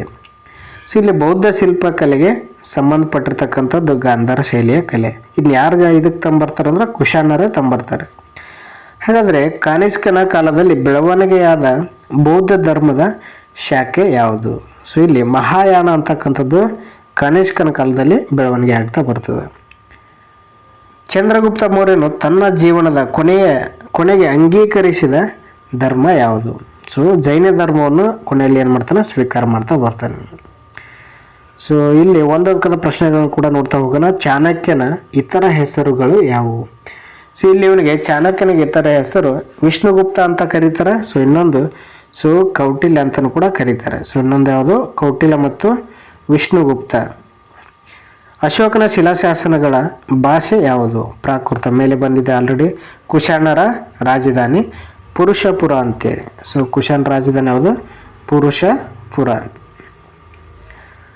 ಅಶೋಕನ ಧರ್ಮ ಪ್ರಚಾರಕ್ಕಾಗಿ ಸಿಂಹಳಕ್ಕೆ ಯಾರನ್ನು ಕಳುಹಿಸಿದ? ಸೊ ಅಂದ್ರೆ ಶ್ರೀಲಂಕಾಕ್ಕೆ ಯಾರನ್ನು ಕಳಿಸಿದಂದ್ರೆ ಇಲ್ಲಿ ತನ್ನ ಇಬ್ಬರ ಮಕ್ಕಳು ಯಾರಿಲ್ಲಿ? ರಾಹುಲ ಮತ್ತು ಅದ್ರ ಜೊತೆಗೆ ಮಗಳಾಗಿರ್ತಕ್ಕಂಥ ಸಂಘಮಿತ್ರ. ರಾಹುಲ ಮತ್ತು ಸಂಘಮಿತ್ರನ ಎಲ್ಲಿ ಕಳಿಸ್ತಾರೆ? ಸಿಂಹಳಕ್ಕೆ. ಇದು ಟಿಟಿಯಲ್ಲಿ ಕೇಳಿರ್ತಕ್ಕಂಥ ಪ್ರಶ್ನೆ ಆಗಿರ್ತದೆ ಇದು. ಗುಜರಾತಿನ ಜುನಾಗಢದ ಬಳಿ ಸುದರ್ಶನ ಸರೋವರ ಅಣೆಕಟ್ಟನ್ನು ಕಟ್ಟಿಸಿದವರು ಯಾರು? ಸೊ ಇಲ್ಲಿ ಗುಜರಾತಿನ ಜುನಾಗಢದ ಬಳಿ ಸುದರ್ಶನ ಸರೋವರನ್ನು ಕಟ್ಟಿಸಿದವರು ಯಾರು ಅಂತ ಕೇಳಿದ್ರೆ ಸೊ ಚಂದ್ರಗುಪ್ತ ಮೌರ್ಯನ ರಾಜ್ಯಪಾಲ ಯಾರಿಲ್ಲಿ? ಪುಷ್ಯಗುಪ್ತ ಅಂತಕ್ಕಂಥದ್ದು. ಇದಕ್ಕೆ ಸರಿಯಾದ ಉತ್ತರ ಯಾವುದಿಲ್ಲಿ? ಪುಷ್ಯಗುಪ್ತ. ಸೊ ಅರ್ಥ ಆಯ್ತು ಅಂತ ಭಾವಿಸ್ಕೊಳ್ತೀನಿ. ಮೌರ್ಯರಿಗೆ ಸಂಬಂಧಪಟ್ಟಂಗೆ ಸಾಕಷ್ಟು ಎಕ್ಸಾಮಲ್ಲಿ ಕ್ವಶನ್ಗಳು ಅರೇಂಜ್ ಆಗ್ತಿರ್ತವೆ. ಸೊ ಮುಂದುವರೆದು ಗುಪ್ತರು ಮತ್ತು ವರ್ಧಮಾನವರು ಅಂತೇಳಿ. ಸೊ ಮೊದಲ ಪ್ರಶ್ನೆ ಈ ರೀತಿ ಇದೆ. ಗುಪ್ತ ಸಾಮ್ರಾಜ್ಯದ ರಾಜನು ಅಶ್ವಮೇಧ ಯಾಗವನ್ನು ಮಾಡಿದನು. ಸೊ ಇಲ್ಲಿ ಅಶ್ವಮೇಧ ಯಾಗಕ್ಕೆ ಸಂಬಂಧಪಟ್ಟಂಗೆ ಸಾಕಷ್ಟು ಬಾರಿ ಎಕ್ಸಾಮಲ್ಲಿ ಇದಾವೆ. ಮೊದಲ ಇದಕ್ಕೆ ಆನ್ಸರ್ ಹೇಳ್ಬಿಡೋಣ. ಸಮುದ್ರಗುಪ್ತ ಅಂತಕ್ಕಂಥದ್ದು ಸರಿಯಾಗಿರ್ತದೆ. ಎರಡನೇ ಪ್ರಶ್ನೆ, ನಳಂದ ವಿಶ್ವವಿದ್ಯಾಲಯವನ್ನು ಗುಪ್ತರ ಈ ದೊರೆ ಪ್ರಾರಂಭಿಸಿದವನು. ಸೊ ಇಲ್ಲಿ ಪ್ರಾರಂಭ ಮಾಡಿದವರು ನಳಂದ ವಿಶ್ವವಿದ್ಯಾಲಯವನ್ನು ಗುಪ್ತರ ಈ ದೊರೆ. ಸೊ ಯಾರಂತ ಕೇಳಿದ್ರೆ ಇಲ್ಲಿ ನರಸಿಂಹಗುಪ್ತ ಅಂತಕ್ಕಂಥದ್ದು ಸರಿಯಾದ ಉತ್ತರ ಆಗಿರ್ತದೆ. ನೆಕ್ಸ್ಟ್, ಗುಪ್ತರ ಈ ದೊರೆಯು ವಿಕ್ರಮಾದಿತ್ಯ ಎಂಬ ಬಿರುದನ್ನು ಪಡೆದಿದ್ದನು. ಸೊ ಎರಡನೇ ಚಂದ್ರಗುಪ್ತ ಅಂತಕ್ಕಂಥದ್ದು ಸರಿಯಾದ ಉತ್ತರ ಆಗಿರ್ತದೆ. ನೆಕ್ಸ್ಟ್ ಅದೇ ರೀತಿ ಪಂಚಸಿದ್ಧಾಂತಿಕ ಎಂಬ ಖಗೋಳಶಾಸ್ತ್ರದ ಗ್ರಂಥದ ಕರ್ತೃ ಯಾರು? ವರಹಾಮಿರ ಅಂತಕ್ಕಂಥದ್ದು ಸರಿಯಾದ ಉತ್ತರ ಆಗಿರ್ತದೆ. ಐದನೇ ಪ್ರಶ್ನೆ, ಅಣುವು ಪರಮಾಣುವಿನಿಂದ ಕೂಡಿದೆ ಎಂದು ಪ್ರತಿಪಾದಿಸಿದ ಪ್ರಾಚೀನ ಭಾರತೀಯ ವಿಜ್ಞಾನಿ ಯಾರು? ಸೊ ಕಪಿಲ ಅಂತಕ್ಕಂಥದ್ದು. ಅಣುವು ಪರಮಾಣುವಿನಿಂದ ಕೂಡೈತೆ ಅಂತ ಹೇಳಿದವ ಕಪಿಲ. ದೆಹಲಿ ಮೆಹ್ರೌಲಿಯಲ್ಲಿ ಸ್ತಂಭ ಈ ಲೋಹದಿಂದ ಮಾಡಲ್ಪಟ್ಟಿದೆ. ಸೊ ಯಾವುದು? ಸೊ ಇಲ್ಲಿ ಕಬ್ಬಿಣದಿಂದ ಮಾಡಲ್ಪಟ್ಟಿದೆ. ಇದೇನಾಗಿಲ್ಲ, ಇವತ್ತಿಗೂ ಕೂಡ ಜಂಗ್ ಹಿಡಿದಿಲ್ಲ. ಹಾಗಾಗಿ ಅದೆಷ್ಟೊಂದು ಶ್ರೇಷ್ಠವಾಗಿದೆ ಅಂತ ನೀವು ಗಮನಿಸ್ಬೋದು. ನೆಕ್ಸ್ಟು, ಈ ವಿಜ್ಞಾನಿಯನ್ನು ಭಾರತದ ವೈದ್ಯಶಾಸ್ತ್ರದ ಪಿತಾಮಹ ಅಂತ ಕರೀತಾರೆ. ಧನ್ವಂತರಿ. ರಾಜಶ್ರೀಯು ಇವರು ಈ ವಿಶ್ವವಿದ್ಯಾಲಯದ ಕುಲಪತಿಗಳಾಗಿದ್ದರು. ಸೊ ಇಲ್ಲಿ ನಳಂದ ವಿಶ್ವವಿದ್ಯಾಲಯದ ಕುಲಪತಿಗಳು ಯಾರಾಗಿದ್ದರು ಅಂತ ಕೇಳಿದ್ರೆ ರಾಜಶ್ರೀ. ಒಂದು ಅಂಕದ ಪ್ರಶ್ನೆ, ಗುಪ್ತರ ಕಾಲದಲ್ಲಿ ಭಾರತಕ್ಕೆ ಭೇಟಿ ನೀಡಿದ ಚೀನಾ ಯಾತ್ರಿಕರು. ಸೊ ಇಲ್ಲಿ ಚೀನಾ ಅಂತ ಬಂದ ತಕ್ಷಣ ಪಾಹಿಯಾನ ಅಂತಕ್ಕಂಥದ್ದು. ಎಲ್ಲಿ? ಪಾಹಿಯಾನ. ನೆಕ್ಸ್ಟ್ ಮುಂದುವರೆದು, ಕಾಳಿದಾಸನು ಬರೆದ ಶ್ರೇಷ್ಠ ನಾಟಕ ಯಾವುವು? ಸೊ ಇಲ್ಲಿ ಅಭಿಜ್ಞಾನ ಶಾಕುಂತಲ ಅಂತಕ್ಕಂಥದ್ದು. ಹರ್ಷವರ್ಧನನ ಆಸ್ಥಾನದಲ್ಲಿದ್ದ ಇಬ್ಬರು ಪ್ರಸಿದ್ಧ ಕವಿಗಳನ್ನು ಹೆಸರಿಸಿ. ಪುಷ್ಯಭೂತಿ ಮತ್ತು ಬಾಣ. ಯಾವುದು? ಪುಷ್ಯಭೂತಿ, ಬಾಣ. ನೆಕ್ಸ್ಟ್ ಮುಂದುವರೆದು ನೋಡ್ತಾ ಹೋಗೋಣ. ನೆಕ್ಸ್ಟ್ ಮುಂದುವರೆದು ಶಾತವಾಹನರು, ಕದಂಬರು, ಗಂಗರು ಅಂತೇಳಿ ಈ ಅಧ್ಯಾಯ 18ನೇ ಅಧ್ಯಾಯ ನೋಡ್ತಾ ಬನ್ನಿ ನೀವು ಇಲ್ಲಿ. ಸೊ ಇಲ್ಲಿ ಅತಿ ಹೆಚ್ಚಾಗಿ 3 ರಿಂದ 4 ಪ್ರಶ್ನೆಗಳು ಬರುವ ಸಾಧ್ಯತೆ ಇರ್ತದೆ. ಭಾಳಷ್ಟು ಇಂಪಾರ್ಟೆಂಟ್ ಆಗಿರ್ತಕ್ಕಂಥ ಚಾಪ್ಟರ್. ಮೊದಲ ಪ್ರಶ್ನೆ, ಶಾತವಾಹನರು ಉತ್ತರ ಭಾರತದ ಈ ರಾಜ್ಯ ವಂಶದ ಸಾಮಂತ ರಾಜರಾಗಿದ್ದರು. ಇಲ್ಲಿ ಮೌರ್ಯರು, ಗುಪ್ತರು, ಕುಶಾನರು, ನಂದರು ಅಂತ ಕೊಟ್ಬಿಡ್ತಾರೆ. ಗೊಂದಲ ಮಾಡ್ಕೋಬೇಡ್ರಿ. ಇಲ್ಲಿ ಶಾತವಾಹನರು ಯಾರ ಅಧೀನದಲ್ಲಿದ್ದರು, ಯಾರ ಸಾಮಂತರಾಗಿದ್ರು ಅಂತ ಕೇಳಿದ್ರೆ ಸೊ ಮೌರ್ಯರು ಅಂತಕ್ಕಂತೇಳಿ. ಶಾತವಾಹನರ ಪ್ರಥಮ ಸ್ವತಂತ್ರ ದೊರೆ ಯಾರು? ಸಿಮುಖ ಅಂತೇಳಿ. ಸೊ ಹಾಲನ್ನು ಬರೆದ ಕೃತಿ ಯಾವುದು? ಇದು ಯಾವ ಭಾಷೆಯಲ್ಲಿ ಅಂತ ಐತಂತ ಕೂಡ ಕೇಳ್ಬೋದು. ಇಲ್ಲಿ ಯಾವ ಭಾಷೆ ಅಂತ ಕೇಳಿದ್ರಲ್ಲಿ ಪ್ರಾಕೃತಿ ಕೇಳ್ಯಾರ. ಈಗ ಆಲ್ರೆಡಿ ಹಾಲನ್ನು ಬರೆದ ಕೃತಿ ಯಾವುದಂದ್ರೆ ಗಾಥಾ ಸಪ್ತಸತಿ. ಅವನು ಯಾವ ಭಾಷೆಯಲ್ಲಿ ಬರೆದನಂದ್ರೆ ಇಲ್ಲಿ ಪ್ರಾಕೃತ ಭಾಷೆ. ಶಾತವಾಹನರು ಅನುಸರಿಸುತ್ತಿದ್ದ ಧರ್ಮ ಯಾವುದು? ವೈದಿಕ ಧರ್ಮವನ್ನು ಶಾತವಾಹನರು ಅನುಸರಿಸುತ್ತಿದ್ದರು. ಇಲ್ಲಿ ಜೈನ, ಬೌದ್ಧ, ಸಿಖ್ ಅಂತ ಬಂದ್ಬಿಡ್ತಾವಲ್ಲಿ ಎಕ್ಸಾಮಲ್ಲಿ. ಭಾಳಷ್ಟು ಗೊಂದಲ ಆಗ್ತಿರ್ತವೆ, ಗಮನಿಸ್ತಾ ಹೋಗಿ. ಮಯೂರವರ್ಮನು ಈ ಕೆರೆಯನ್ನು ಅಭಿವೃದ್ಧಿಪಡಿಸಿದನು. ಸೊ ಇಲ್ಲಿ ಚಂದ್ರವಳ್ಳಿ ಕೆರೆಯನ್ನು ಏನು ಮಾಡ್ತಾನೆ? ಅಭಿವೃದ್ಧಿಯನ್ನು ಪಡಿಸ್ತಾನೆ. ಯಾವ ಕೆರೆ? ಚಂದ್ರವಳ್ಳಿ ಕೆರೆ. ಕದಂಬರ ಕಾಲದ ತಾಳಗುಂದ ಶಾಸನ ಈ ಭಾಷೆಯಲ್ಲಿದೆ. ಸೊ ಇದು ಕನ್ನಡದ ಮೊದಲ ಶಾಸನ ಕೂಡ ಹೌದು. ತಾಳಗುಂದ ಶಾಸನ ಅಂತಕ್ಕಂಥದ್ದು ಕನ್ನಡದ ಮೊದಲ ಶಾಸನ.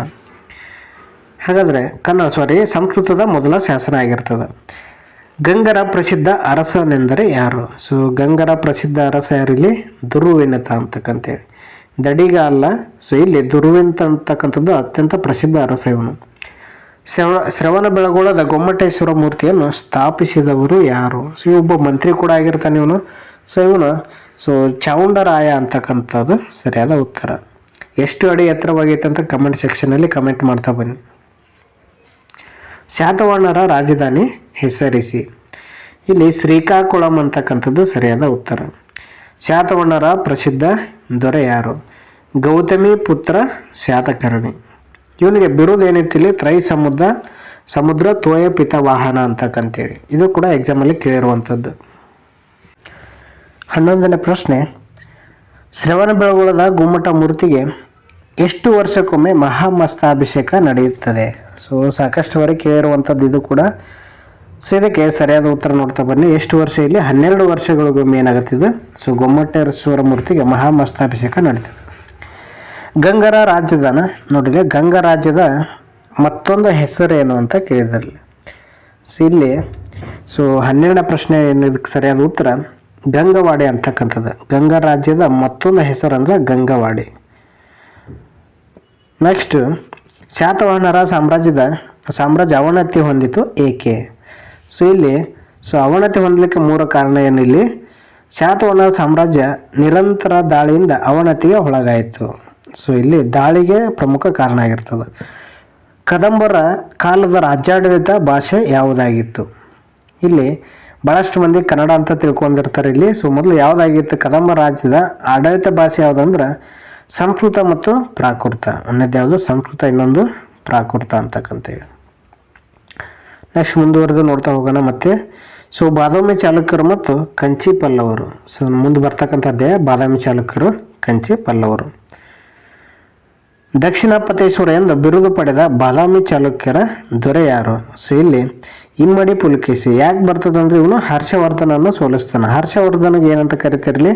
ಉತ್ತರ ಪತೇಶ್ವರ ಅಂತ ಕರೀತಾರೆ. ಇವನನ್ನು ಏನು ಮಾಡ್ತಾನೆ? ಇವನು ನರ್ಮದಾ ಕಾಳಗದಲ್ಲಿ ಸೋಲಿಸ್ತಾನೆ. ಹೀಗಾಗಿ ಇವಾಗ ದಕ್ಷಿಣ ಪತೇಶ್ವರ ಅಂತ ಕರೀತಾರೆ. ಕೌಮುದಿ ಮಹೋತ್ಸವ ಸಂಸ್ಕೃತ ಭಾಷೆ ನಾಟಕದ ಕರ್ತೃ ಯಾರು? ಸೊ ಇಲ್ಲಿ 2 ಕೊಟ್ಟಿದ್ದಾರೆ ನೋಡಿ. ಯಾವ ಭಾಷೆಯಲ್ಲಿ ಇದೆ? ಸಂಸ್ಕೃತ ಭಾಷೆಯಲ್ಲಿ. ಸೊ ಇದರ ಕರ್ತೃ ಯಾರು ಅಂತ ಕೇಳಿದ್ದಾರೆ. ಸೊ ಇಲ್ಲಿ ವಿಜ್ಜಿಕ ಅಂತಕ್ಕಂಥದ್ದು. 3ನೇ ಪ್ರಶ್ನೆ, ಕಂಚಿಯ ಬಳಿ ಮಹಾಬಲಿಪುರಂ ಎಂಬ ಹೊಸ ನಗರವನ್ನು ಕಟ್ಟಿಸಿದವರು ಯಾರು? ಸೊ ಇಲ್ಲಿ ನರಸಿಂಹವರ್ಮ ಅಂತಕ್ಕಂಥದ್ದು. ದೇವಾಲಯಗಳ ತೊಟ್ಟಿಲು ಎಂದು ಕರೆಯಲ್ಪಡುತ್ತಿದ್ರು. ಯಾವ ಸ್ಥಳವನ್ನು ದೇವಾಲಯಗಳ ತೊಟ್ಟಿಲು ಅಂತಿದ್ರು ಅಂದ್ರೆ ಇಲ್ಲಿ ಐಹೊಳೆಯನ್ನು. ಸೊ ಇದು TT ರಿಪೀಟ್ ಆಗಿರ್ತಕ್ಕಂಥ ಪ್ರಶ್ನೆ. ಯಾರು ಪ್ರಶ್ನೆ ಪತ್ರಿಕೆನ ಅತಿ ಹೆಚ್ಚು ಬಾರಿ ಬಿಡಿಸಿರುತ್ತಲ್ಲ ಅವ್ರಿಗೆ ಯಾವ್ದು ಇಂಪಾರ್ಟೆಂಟ್ ಅಂತ ಗೊತ್ತಾಗ್ತಾ ಬರ್ತದೆ. ವಿಶ್ವ ಪರಂಪರೆ ಸ್ಮಾರಕವೆಂದು ಯುನೆಸ್ಕೋ ಘೋಷಿಸಿದ ಸ್ಥಳ ಯಾವುದು? ಸೊ ಇದು ಪಟ್ಟದಕಲ್ಲು ಅಂತಕ್ಕಂತೇಳಿ. ಸೊ ಮೊದಲು ಸೇರಿದ್ದು ಯಾವುದಂತ ನೀವು ಕಮೆಂಟ್ ಸೆಕ್ಷನಲ್ಲಿ ಕಮೆಂಟ್ ಮಾಡಿ. ಸೊ ಇಲ್ಲಾಂದ್ರೆ ಮೊದಲು ಸೇರಿದ್ರು ಹಂಪಿ ಅಂತ ನಾನು ಹೇಳ್ತೀನಿ. ನೆಕ್ಸ್ಟ್ ಸೇರಿರ್ತಕ್ಕಂಥದ್ದು ಯಾವುದಂತ ನೀವು ಕಮೆಂಟ್ ಮಾಡಿ. ನೆಕ್ಸ್ಟ್, ಮಹಾಬಲಿಪುರಂನಲ್ಲಿರುವ ಪಲ್ಲವರ ಕಾಲದ ಪ್ರಸಿದ್ಧ ಶಿಲ್ಪಾಕೃತಿ ಯಾವುದು? ಅರ್ಜುನನ ತಪಸ್ಸು ಅಂತಕ್ಕಂಥದ್ದು ಸರಿಯಾದ ಉತ್ತರ ಆಗಿರ್ತದೆ. ಅರ್ಜುನನ ತಪಸ್ಸು. ಪಲ್ಲವರ ಸಂತತಿಯ ಪ್ರಥಮ ದೊರೆ ಯಾರು? ಇಲ್ಲಿ ಶಿವಸ್ಕಂದವರ್ಮ ಅಂತಕ್ಕಂಥದ್ದು ಪಲ್ಲವರ ಪ್ರಥಮ ಅರಸ ಇವನು. ಪಲ್ಲವರ ಕಾಲದಲ್ಲಿ ಕಂಚಿಯನ್ನು ಸಂದರ್ಶಿಸಿದ ವಿದೇಶಿ ಪ್ರವಾಸಿಗ ಯಾರು? Hiuen song. ಯಾರಿಲ್ಲಿ? ಪಲ್ಲವರ ಕಾಲದಲ್ಲಿ ಕಂಚಿಯನ್ನು ಸಂದರ್ಶಿಸಿದವನು ಹುಯೆನ್ ಸಾಂಗ್. ಹುಯೆನ್ ಸಾಂಗನ ಕೃತಿ ಯಾವುದು? ಕಮೆಂಟ್ ಮಾಡಿ. ನೆಕ್ಸ್ಟ್, ಇಮ್ಮಡಿ ಪುಲಕೇಶಿಯ, ಯಾಕಂದರೆ ಈಗ ಆಲ್ರೆಡಿ ನಾನು ಹೇಳಿರುವಂಥದ್ದು ಈಗ ಅದು. ಇಮ್ಮಡಿ ಪುಲಕೇಶಿ ಹೊಂದಿರುವ ಬಿರುದುಗಳು ಯಾವುವು? ಸೊ ಇಲ್ಲಿ ದಕ್ಷಿಣಾಪತೇಶ್ವರ, ಅದರ ಜೊತೆಗೆ ತ್ರಿಸಾಗರಗಳಿಂದ ಆವೃತವಾದ ಪ್ರದೇಶದ ಅಧಿಪತಿ ಅಂತಕ್ಕಂಥದ್ದು ಇಮ್ಮಡಿ ಪುಲಕೇಶಿಯ ಬಿರುದುಗಳು. ಕಂಚಿಯಲ್ಲುಳಿದ ಪಲ್ಲವರ ಅರಸರುಗಳನ್ನು ಹೆಸರಿಸಿ. ಸೊ ಇಲ್ಲಿ ಶಿವಸ್ಕಂದವರ್ಮ, ಸೊ ಅದೇ ರೀತಿ ಮಹೇಂದ್ರವರ್ಮ, ಸೊ ಅದೇ ರೀತಿ ನರಸಿಂಹವರ್ಮ ಅಂತಕ್ಕಂಥದ್ದು. ಸೊ ಅದ್ರ ಜೊತೆಗೆ ಅಪರಾಜಿತ ವರ್ಮ ಅಂತಲೂ ಕೂಡ ಬರ್ತಾನೆ ಕೊನೆಯಲ್ಲಿ. 11ನೇ ಪ್ರಶ್ನೆ, ಕರ್ನಾಟಕ ಎಂಬ ಹೆಸರು ಕೊಟ್ಟ ರಾಜ್ಯ ವಂಶ ಯಾವುದು? ಸೊ ಇಲ್ಲಿ ಚಾಲುಕ್ಯ ವಂಶ. ಯಾವುದು? ಚಾಲುಕ್ಯರು. ನೆಕ್ಸ್ಟ್, ಇಮ್ಮಡಿ ಪುಲಕೇಶಿ ಮಹೇಂದ್ರವರ್ಮನನ್ನು ಏಕೆ ಸೋಲಿಸಿದನು? ಸೊ ಪುಲಕೇಶಿ ಪರಮಾಧಿಕಾರತ್ವವನ್ನು ಒಪ್ಪಿಕೊಳ್ಳದ ಕಾರಣ ಸೊ ಅವನನ್ನು ಸೋಲಿಸಬೇಕಾಯಿತು. ಮಹೇಂದ್ರವರ್ಮ ಏನು ಮಾಡ್ತಾನೆ? ಸೊ ಇಮ್ಮಡಿ ಪುಲಕೇಶಿಯನ್ನು ಯಾಕೆ ಸೋಲಿಸ್ತಾನಂತ ಕೇಳಿದ್ರೆ, ಇಮ್ಮಡಿ ಪುಲಕೇಶಿಯ ಪರಮಾಧಿಕಾರವನ್ನು ಇವನು ಒಪ್ಕೊಳ್ಳಂಗಿಲ್ಲ. ಹೀಗಾಗಿ ಅವನ್ನ ಏನು ಮಾಡ್ತಾನೆ? ಸೋಲಿಸ್ತಾನೆ. ನೆಕ್ಸ್ಟು, ಮಾನ್ಯಕೇಟದ ರಾಷ್ಟ್ರಕೂಟರು, ಕಲ್ಯಾಣ ಚಾಲುಕ್ಯರು. ಮುಂದುವರೆದು ನೋಡ್ತಾ ಹೋಗೋಣ. ಸೊ ಮೊದಲ ಪ್ರಶ್ನೆ, ಎಲ್ಲೂರದ ಕೈಲಾಸನಾಥ ದೇವಾಲಯ ನಿರ್ಮಿಸಿದ ರಾಷ್ಟ್ರಕೂಟರ ದೊರೆ ಯಾರು? ಸೊ ಮೊದಲ ಪ್ರಶ್ನೆನ ಈ ರೀತಿ ಗಮನಿಸಿ, ಒಂದಲ್ಲ ಅಂತ 2 ಸಲ ಕೂಡ ಪ್ರಶ್ನೆ ಹೋದ್ರಿ. ಸೊ ಇದಕ್ಕೆ 1ನೇ ಕೃಷ್ಣ ಅಂತಕ್ಕಂಥದ್ದು ಸರಿಯಾದ ಉತ್ತರ ಆಗಿರ್ತದೆ. ರಾಷ್ಟ್ರಕೂಟ ಸಾಮ್ರಾಜ್ಯದಲ್ಲಿ ವಿದೇಶಿ ವ್ಯವಹಾರವನ್ನು ನೋಡಿಕೊಳ್ಳುತ್ತಿದ್ದವರು ಯಾರು? ಮಹಾಸಂಧಿ ವಿಗ್ರಹ ಏನು ಮಾಡ್ತಿದ್ದಿಲ್ಲಿ? ವಿದೇಶಿ ವ್ಯವಹಾರವನ್ನು ನೋಡ್ಕೊಳ್ತಿದ್ದ. ಕನ್ನಡದ ಆದಿಕವಿ ಪಂಪ. ಸೊ ಪಂಪನ ಕೃತಿಗಳಾವು ವಿಕ್ರಮಾರ್ಜುನ ವಿಜಯ, ಇನ್ನೊಂದು ಆದಿಪುರಾಣ. ಕವಿರಾಜ ಮಾರ್ಗವನ್ನು ರಚಿಸಿದ ಶ್ರೀ ವಿಜಯ ಇವರ ಆಸ್ಥಾನದಲ್ಲಿ ಇದ್ದ. ಸೊ ಇವನು ಶ್ರೀ ವಿಜಯ ಅಂತಕ್ಕಂಥವನು ಅಮೋಘ ವರ್ಷನ ಆಸ್ಥಾನದಲ್ಲಿ ಇದ್ದ. ಸೊ ಅದೇ ರೀತಿ ಆದಿಪುರಾಣ ಮತ್ತು ವಿಕ್ರಮಾರ್ಜುನ ವಿಜಯವನ್ನು ಸೊ ಬರೆದವರು ಯಾರು? ಸೊ ಇಲ್ಲಿ ನಿಮಗೆ ಗೊತ್ತು, ಆದಿಪುರಾಣ ಮತ್ತು ವಿಕ್ರಮಾರ್ಜುನ ವಿಜಯ ಬರೆದವರು ಯಾರು? ಇಲ್ಲಿ ಪಂಪ. ಆದಿಕವಿ ಪಂಪನ ಹೆಸರಿನಲ್ಲಿ ನಾಡಿನ ಸಾಧಕರಿಗೆ ನಾಡೋಜ ಪ್ರಶಸ್ತಿಯನ್ನು ನೀಡುತ್ತಿರುವ ವಿಶ್ವವಿದ್ಯಾಲಯ ಯಾವುದು ಅಂತ ಕೇಳಿದ್ದಾರೆ ಇಲ್ಲಿ. ಇಲ್ಲಿ ಏನು ಕೇಳಿದರೆ, ಸೊ ಆದಿಕವಿ ಪಂಪನ ಹೆಸರಿನಲ್ಲಿ ನಾಡಿನ ಸಾಧಕರಿಗೆ ನಾಡೋಜ ಪ್ರಶಸ್ತಿಯನ್ನು ನೀಡ್ತಕ್ಕಂಥದ್ದು ಯಾವುದಿಲ್ಲಿ? ಹಂಪಿ ವಿಶ್ವವಿದ್ಯಾಲಯ ಆಗಿರ್ತದೆ. ನೆಕ್ಸ್ಟ್ ಏಳನೇದು, ಕಲ್ಯಾಣ ಎಂಬ ಹೆಸರು ಹೊಸ ನಗರವನ್ನು ನಿರ್ಮಿಸಿ ರಾಜಧಾನಿಯನ್ನಾಗಿ ಮಾಡಿಕೊಂಡ ದೊರೆ ಯಾರು? ಸೊ 1ನೇ ಸೋಮೇಶ್ವರ ಅಂತಕ್ಕಂಥ. ವಿಜ್ಞಾನೇಶ್ವರನ ಮಿತಾಕ್ಷರ ಸಂಹಿತೆ ಎಂಬ ಗ್ರಂಥವನ್ನು ಸಂಸ್ಕೃತದಲ್ಲಿ ರಚಿಸಿದ ಈ ವಿಷಯ ಕುರಿತು ಬರೆದಿದ್ದಾನೆ. ಇವನು ಕಾನೂನು ವಿಷಯವನ್ನು ಕುರಿತು ಬರೆದಿದ್ದಾನೆ. ಕನ್ನಡದ ಮೊದಲ ಗ್ರಂಥ ಯಾವುದು? ಇಲ್ಲಿ ಏನು ಕೇಳಿದರೆ ಗ್ರಂಥ ಅಂತ ಕೇಳಿದರೆ, ಇಲ್ಲಿ ಕನ್ನಡದ ಮೊದಲ ಗ್ರಂಥ ಯಾವುದಂದ್ರೆ ಕವಿರಾಜ ಮಾರ್ಗ. ಇದನ್ನು ಬರೆದವರು ಯಾರಿಲ್ಲಿ? ವಿಕ್ರಮಾರ್ಜುನ ವಿಜಯ. ಉಭಯ ಕವಿ ಚಕ್ರವರ್ತಿ ಎಂಬ ಹೆಸರು ಗಳಿಸಿದ ಕನ್ನಡದ ಕವಿ ಯಾರು? ಇಲ್ಲಿ ಪೊನ್ನ ಅಂತಕ್ಕಂತೇಳಿ. ಈಗ ಏನಂತ ಕರೀತಾರೆ? ಉಭಯ ಕವಿ ಚಕ್ರವರ್ತಿ ಅಂತ ಬಿರುದು ಪಡೆದಿದ್ದ. ರನ್ನನು ಬರೆದ ಗದಾ ಯುದ್ಧದ ಮತ್ತೊಂದು ಹೆಸರು ಏನು? ಇಲ್ಲಿ ಸಾಹಸ ಭೀಮ ವಿಜಯ ಅಂತೇಳಿ. ಸಾಹಸ ಭೀಮ ವಿಜಯ. ನೆಕ್ಸ್ಟ್ ಮುಂದುವರೆದು, ಕಲ್ಯಾಣದ ಚಾಲುಕ್ಯರ ದೊರೆಯ 3ನೇ ಸೋಮೇಶ್ವರ ಬರೆದ ಗ್ರಂಥವನ್ನು ಹೆಸರಿಸಿ. ಇಲ್ಲಿ ಮಾನಸೋಲ್ಲಾಸ ಅಂತೇಳಿ. ಯಾವುದು? ಮಾನಸೋಲ್ಲಾಸ. ನೆಕ್ಸ್ಟ್ ಮುಂದುವರೆದು ಬೇರೆ ಅಧ್ಯಾಯ ನೋಡ್ತಾ ಹೋಗೋಣ ನಾವಿಲ್ಲಿ. ನೆಕ್ಸ್ಟ್ ಬರ್ತಕ್ಕಂಥದ್ದು ಚೋಳರು ದ್ವಾರ ಸಮುದ್ರದ ಹೊಯ್ಸಳರು. ಮೊದಲ ಪ್ರಶ್ನೆ, ಚೋಳ ಸಾಮ್ರಾಜ್ಯದ ರಾಜಧಾನಿ ಯಾವುದು? ಚೋಳ ಸಾಮ್ರಾಜ್ಯದ ರಾಜಧಾನಿ ತಂಜಾವೂರು. ಈ ರಾಜನನ್ನು ಚೋಳ ಸಾಮ್ರಾಜ್ಯದ ಶಿಲ್ಪಿ ಎಂದು ಕರೆಯಲಾಗಿದೆ. 1ನೇ ರಾಜರಾಜ ಚೋಳ, ಇವನೇನಂತ ಕರೀತಾರೆ? ಚೋಳರ ಸಾಮ್ರಾಜ್ಯದ ಶಿಲ್ಪಿ ಅಂತ ಕರೀತಾರೆ ಇಲ್ಲಿ. ಚಿಕ್ಕಮಗಳೂರು ಜಿಲ್ಲೆಯ ಮುಡಿಗೇರಿ ತಾಲೂಕಿನ ಅಂಗಡಿ ಗ್ರಾಮದ ಪುರಾತನ ಹೆಸರು ಯಾವುದು? ಇಲ್ಲಿ ಸೊಸೆಯೂರು ಅಂತೇಳಿ. ಹೊಯ್ಸಳ ಚಕ್ರವರ್ತಿ ವಿಷ್ಣುವರ್ಧನನ ಮೊದಲ ಹೆಸರು ಏನು? ಇಲ್ಲಿ ಲಾಸ್ಟ್ ಟೈಮಲ್ಲಿ ಎಕ್ಸಾಮಲ್ಲಿ ಕೇಳಿರುವಂಥದ್ದು ಬಿಟ್ಟಿದೇವ ಅಂತ ಕರೀತಾರೆ ಇಲ್ಲಿ. ಇವನು ಹೊಯ್ಸಳರ ಚಕ್ರವರ್ತಿ ಆಗಿದ್ದಾನೆ. ಈ ವಿಷ್ಣುವರ್ಧನನ ಮೊದಲ ಹೆಸರಲ್ಲಿ ಬಿಟ್ಟಿದೇವ. ಹರಿಶ್ಚಂದ್ರ ಕಾವ್ಯವನ್ನು ರಚಿಸಿದ ಕನ್ನಡದ ಕವಿ ಯಾರು? ಇಲ್ಲಿ ಹರಿಶ್ಚಂದ್ರ ಕಾವ್ಯವನ್ನು ರಚಿಸಿದವನು ರಾಘವಾಂಕ. ಇವನೇನಂತ ಕರೀತಾರೆ? ಷಟ್ಪದಿಯ ಬ್ರಹ್ಮ ಅಂತ ಕರೀತಾರೆ. ಕನ್ನಡದಲ್ಲಿ ಕೂಡ ಕೇಳ್ಬೋದು ಷಟ್ಪದಿಯ ಬ್ರಹ್ಮ. ಹಳೆಬೀಡಿನ ಹೊಯ್ಸಳೇಶ್ವರ ದೇವಾಲಯವನ್ನು ಕಟ್ಟಿಸಿದವರು ಯಾರು? ಹಳೆಬೀಡಿನಲ್ಲಿ ಕಟ್ಟಿಸಿದವರು ಯಾರಲ್ಲಿ? ಕೇತಮಲ್ಲ. ಹೊಯ್ಸಳೇಶ್ವರ ದೇವಾಲಯ ಕಟ್ಟಿಸಿದವರು ಯಾರಲ್ಲಿ? ಕೇತಮಲ್ಲ. ಗಂಗೈಕೊಂಡ ಚೋಳಪುರಂ ನಗರವನ್ನು ಕಟ್ಟಿಸಿದ ಚೋಳರ ದೊರೆ ಯಾರು? ಇಲ್ಲಿ 1ನೇ ರಾಜೇಂದ್ರ ಚೋಳ. ಯಾರಲ್ಲಿ? 1ನೇ ರಾಜೇಂದ್ರ. ಯಾಕಂದ್ರೆ ರಾಜರಾಜ ಚೋಳ ಇವನ್ನೆಲ್ಲ ಕೊಟ್ಬಿಡ್ತಾರೆ ಇಲ್ಲಿ. ಇಲ್ಲಿ ಗಂಗೈಕೊಂಡ ಚೋಳಪುರಂ ನಗರವನ್ನು ಕಟ್ಟಿಸಿದವರು ಯಾರಂದ್ರೆ ಇಲ್ಲಿ 1ನೇ ರಾಜೇಂದ್ರ ಚೋಳ. ಕವಿ ಚಕ್ರವರ್ತಿ ಎಂಬ ಬಿರುದನ್ನು ಹೊಂದಿದವರು. ಇಲ್ಲಿ ಉಭಯ ಕವಿ ಕೇಳಿಲ್ಲ, ಕವಿ ಚಕ್ರವರ್ತಿ ಕೇಳಿದಾರಲ್ಲ ರನ್ನ. ಚಕ್ರವರ್ತಿಗಳು ಯಾರ? ಕವಿ ರತ್ನತ್ರಯರಂತ ಯಾರಿಗೆ ಕರೀತಾರೆ? ಕಮೆಂಟ್ ಸೆಕ್ಷನಲ್ಲಿ ಕಮೆಂಟ್ ಮಾಡಿ. ರಾಮಾನುಜಾಚಾರ್ಯರು ಸ್ಥಾಪಿಸಿದ ಪಂಥ ಯಾವುದು? ಇಲ್ಲಿ ವಿಶಿಷ್ಟಾದ್ವೈತ ಅಂತಕ್ಕಂತೇಳಿ. ಇವರು ಭಾಳಷ್ಟು ಫೇಮಸ್ ಆಗಿರ್ತಕ್ಕಂಥದ್ದು. ಯಾಕಂದರೆ 128 ವರ್ಷಗಳ ಕಾಲ ಬದುಕಿರುವಂಥವ್ರು. ಇವರು ಸ್ಥಾಪಿಸಿದ ಪಂಥ ಯಾವುದಂದ್ರೆ ವಿಶಿಷ್ಟಾದ್ವೈತ. ಇಲ್ಲಿ ಶಂಕರಾಚಾರ್ಯರ ದ್ವೈತ ಏನಾಗ್ತೈತಿ? ಇಲ್ಲಿ ಅದ್ವೈತ ಆಗ್ತೈತಿ. ಅದೇ ರೀತಿ ಮಧ್ವಾಚಾರ್ಯರು ದ್ವೈತ ಆಗ್ತೈತಿ. ಈ ರೀತಿ ಇವುಗಳನ್ನು ನೋಡ್ತಾ ಬನ್ನಿ. 1ನೇ ರಾಜರಾಜ ಚೋಳನು ತಂಜಾವೂರಿನಲ್ಲಿ ಕಟ್ಟಿಸಿದ ದೇವಾಲಯದ ಹೆಸರು? ಅಲ್ಲಿ ಏನಾಗ್ತದೆ? 1ನೇ ರಾಜೇಂದ್ರ ಚೋಳ ಗಂಗೈಕೊಂಡ ಚೋಳಪುರಂ ಎಂಬ ನಗರವನ್ನು ನಿರ್ಮಾಣ ಮಾಡ್ತಾನೆ. ಹಾಗಾದರೆ 1ನೇ ರಾಜರಾಜ ಚೋಳ ಯಾವುದನ್ನ ಇದನ್ನು ಮಾಡ್ತಾನೆ ಅಂದ್ರೆ ತಂಜಾವೂರಿನಲ್ಲಿ ಕಟ್ಟಿಸಿದ ದೇವಸ್ಥಾನದ ಹೆಸರು ಬೃಹದೀಶ್ವರ. ಯಾವುದು? ಬೃಹದೇಶ್ವರ. ಚೋಳ ಸಾಮ್ರಾಜ್ಯದ ಶಿಲ್ಪಿ ಯಾರು? ಇಲ್ಲಿ ರಾಜರಾಜ ಚೋಳ. ಎಷ್ಟನೇ ರಾಜರಾಜ ಚೋಳ? 1ನೇ ರಾಜರಾಜ ಚೋಳ. ನೆಕ್ಸ್ಟ್ ಮುಂದುವರೆದು ಬೇರೆ ಅಧ್ಯಾಯ ನೋಡ್ತಾ ಹೋಗೋಣ. ಇಲ್ಲಿ 22ನೇ ಅಧ್ಯಾಯ ಪ್ರಜಾಪ್ರಭುತ್ವ ಅಂತೇಳಿ. ಇಲ್ಲಿ ಮಾಹಿತಿ ಹಕ್ಕು ಕಾಯ್ದೆ ಜಾರಿಗೆ ಬಂದ ವರ್ಷ ಯಾವಾಗ? 2005. TETಲ್ಲಿ ರಿಪೀಟ್ ಆಗಿರ್ತಕ್ಕಂಥ ಪ್ರಶ್ನೆ ಇದು. ಇಲ್ಲಿ 8ನೇ ತರಗತಿಯಿಂದ ಸುಮಾರು ಹೆಚ್ಚು ಕಡಿಮೆ ಅಂದರೆ 5ರಿಂದ 6 ಕಡಿಮೆ ಅಂದರೆ ಹೇಳ್ತಾ ಇದೀವಿ ಇಲ್ಲಿ. 5ರಿಂದ 6 ಪ್ರಶ್ನೆಗಳು ಬರ್ತಾ ಹೋಗ್ತವೆ ಇಲ್ಲಿ. ನೆಕ್ಸ್ಟ್ ಭಾರತದಲ್ಲಿ ಮತ ಚಲಾಯಿಸಲು ಇರಬೇಕಾದ ಕನಿಷ್ಠ ವಯಸ್ಸು 18 ವರ್ಷ. ಅದೇ ರೀತಿ ನೆಕ್ಸ್ಟ್ ಬರ್ತಕ್ಕಂಥದ್ದು ಸಂವಿಧಾನ ತಿದ್ದುಪಡಿ ಮತದಾನ ವಯಸ್ಸನ್ನು 18 ವರ್ಷಗಳಿಗೆ ಇಳಿಸಲಾಗಿದೆ. ನೋಡು ಹಿಂದಿನ ಕ್ವಶನ್ ಪೇಪರ್ ತೆಗೆದು ನೋಡಿ 24ರಲ್ಲಿ. ಸೊ ಡೈರೆಕ್ಟಾಗಿ ಕೇಳಿರ್ತಕ್ಕಂಥ ಕ್ವಶನ್ ಇದು. ಸಂವಿಧಾನ ತಿದ್ದುಪಡಿ ಮತದಾರರ ವಯಸ್ಸನ್ನು 18 ವರ್ಷಕ್ಕೆ ಇಳಿಸಿದ. ಅಂದ್ರೆ ಮೊದಲು ಎಷ್ಟಿತ್ತು? ಮೊದಲು 21 ಇತ್ತಲ್ಲ, ಇದ್ರ ಮೂಲಕ ಅಂದ್ರೆ 61ನೇ ತಿದ್ದುಪಡಿ ಮೂಲಕ ಏನು ಮಾಡ್ತಾರೆ, 18 ವರ್ಷಕ್ಕೆ ಇಳಿಸಲಾಯಿತು.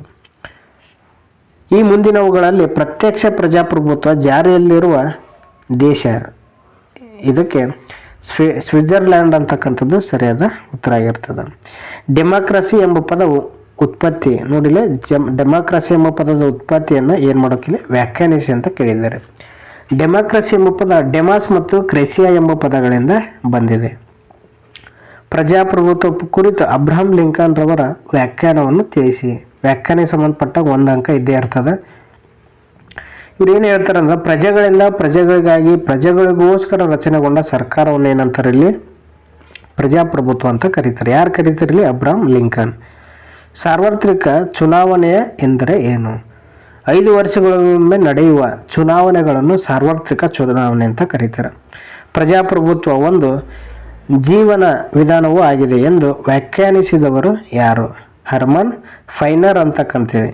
ನೋಡಿಲ್ಲಿ, ಪ್ರಜಾಪ್ರಭುತ್ವ ಒಂದು ಜೀವನ ವಿಧಾನವೂ ಆಗಿದೆ ಅಂತ ಹೇಳಿದವರು ಯಾರು ಅಂತ ಕೇಳಿದ್ರೆ, ಈ ಪದಗಳನ್ನ ನೆನ್ಪಿಟ್ಕೋರಿ, ಹರ್ಮನ್ ಫೈನರ್ ಅಂತೇಳಿ. ಯಾರು? ಹರ್ಮನ್ ಫೈನರ್.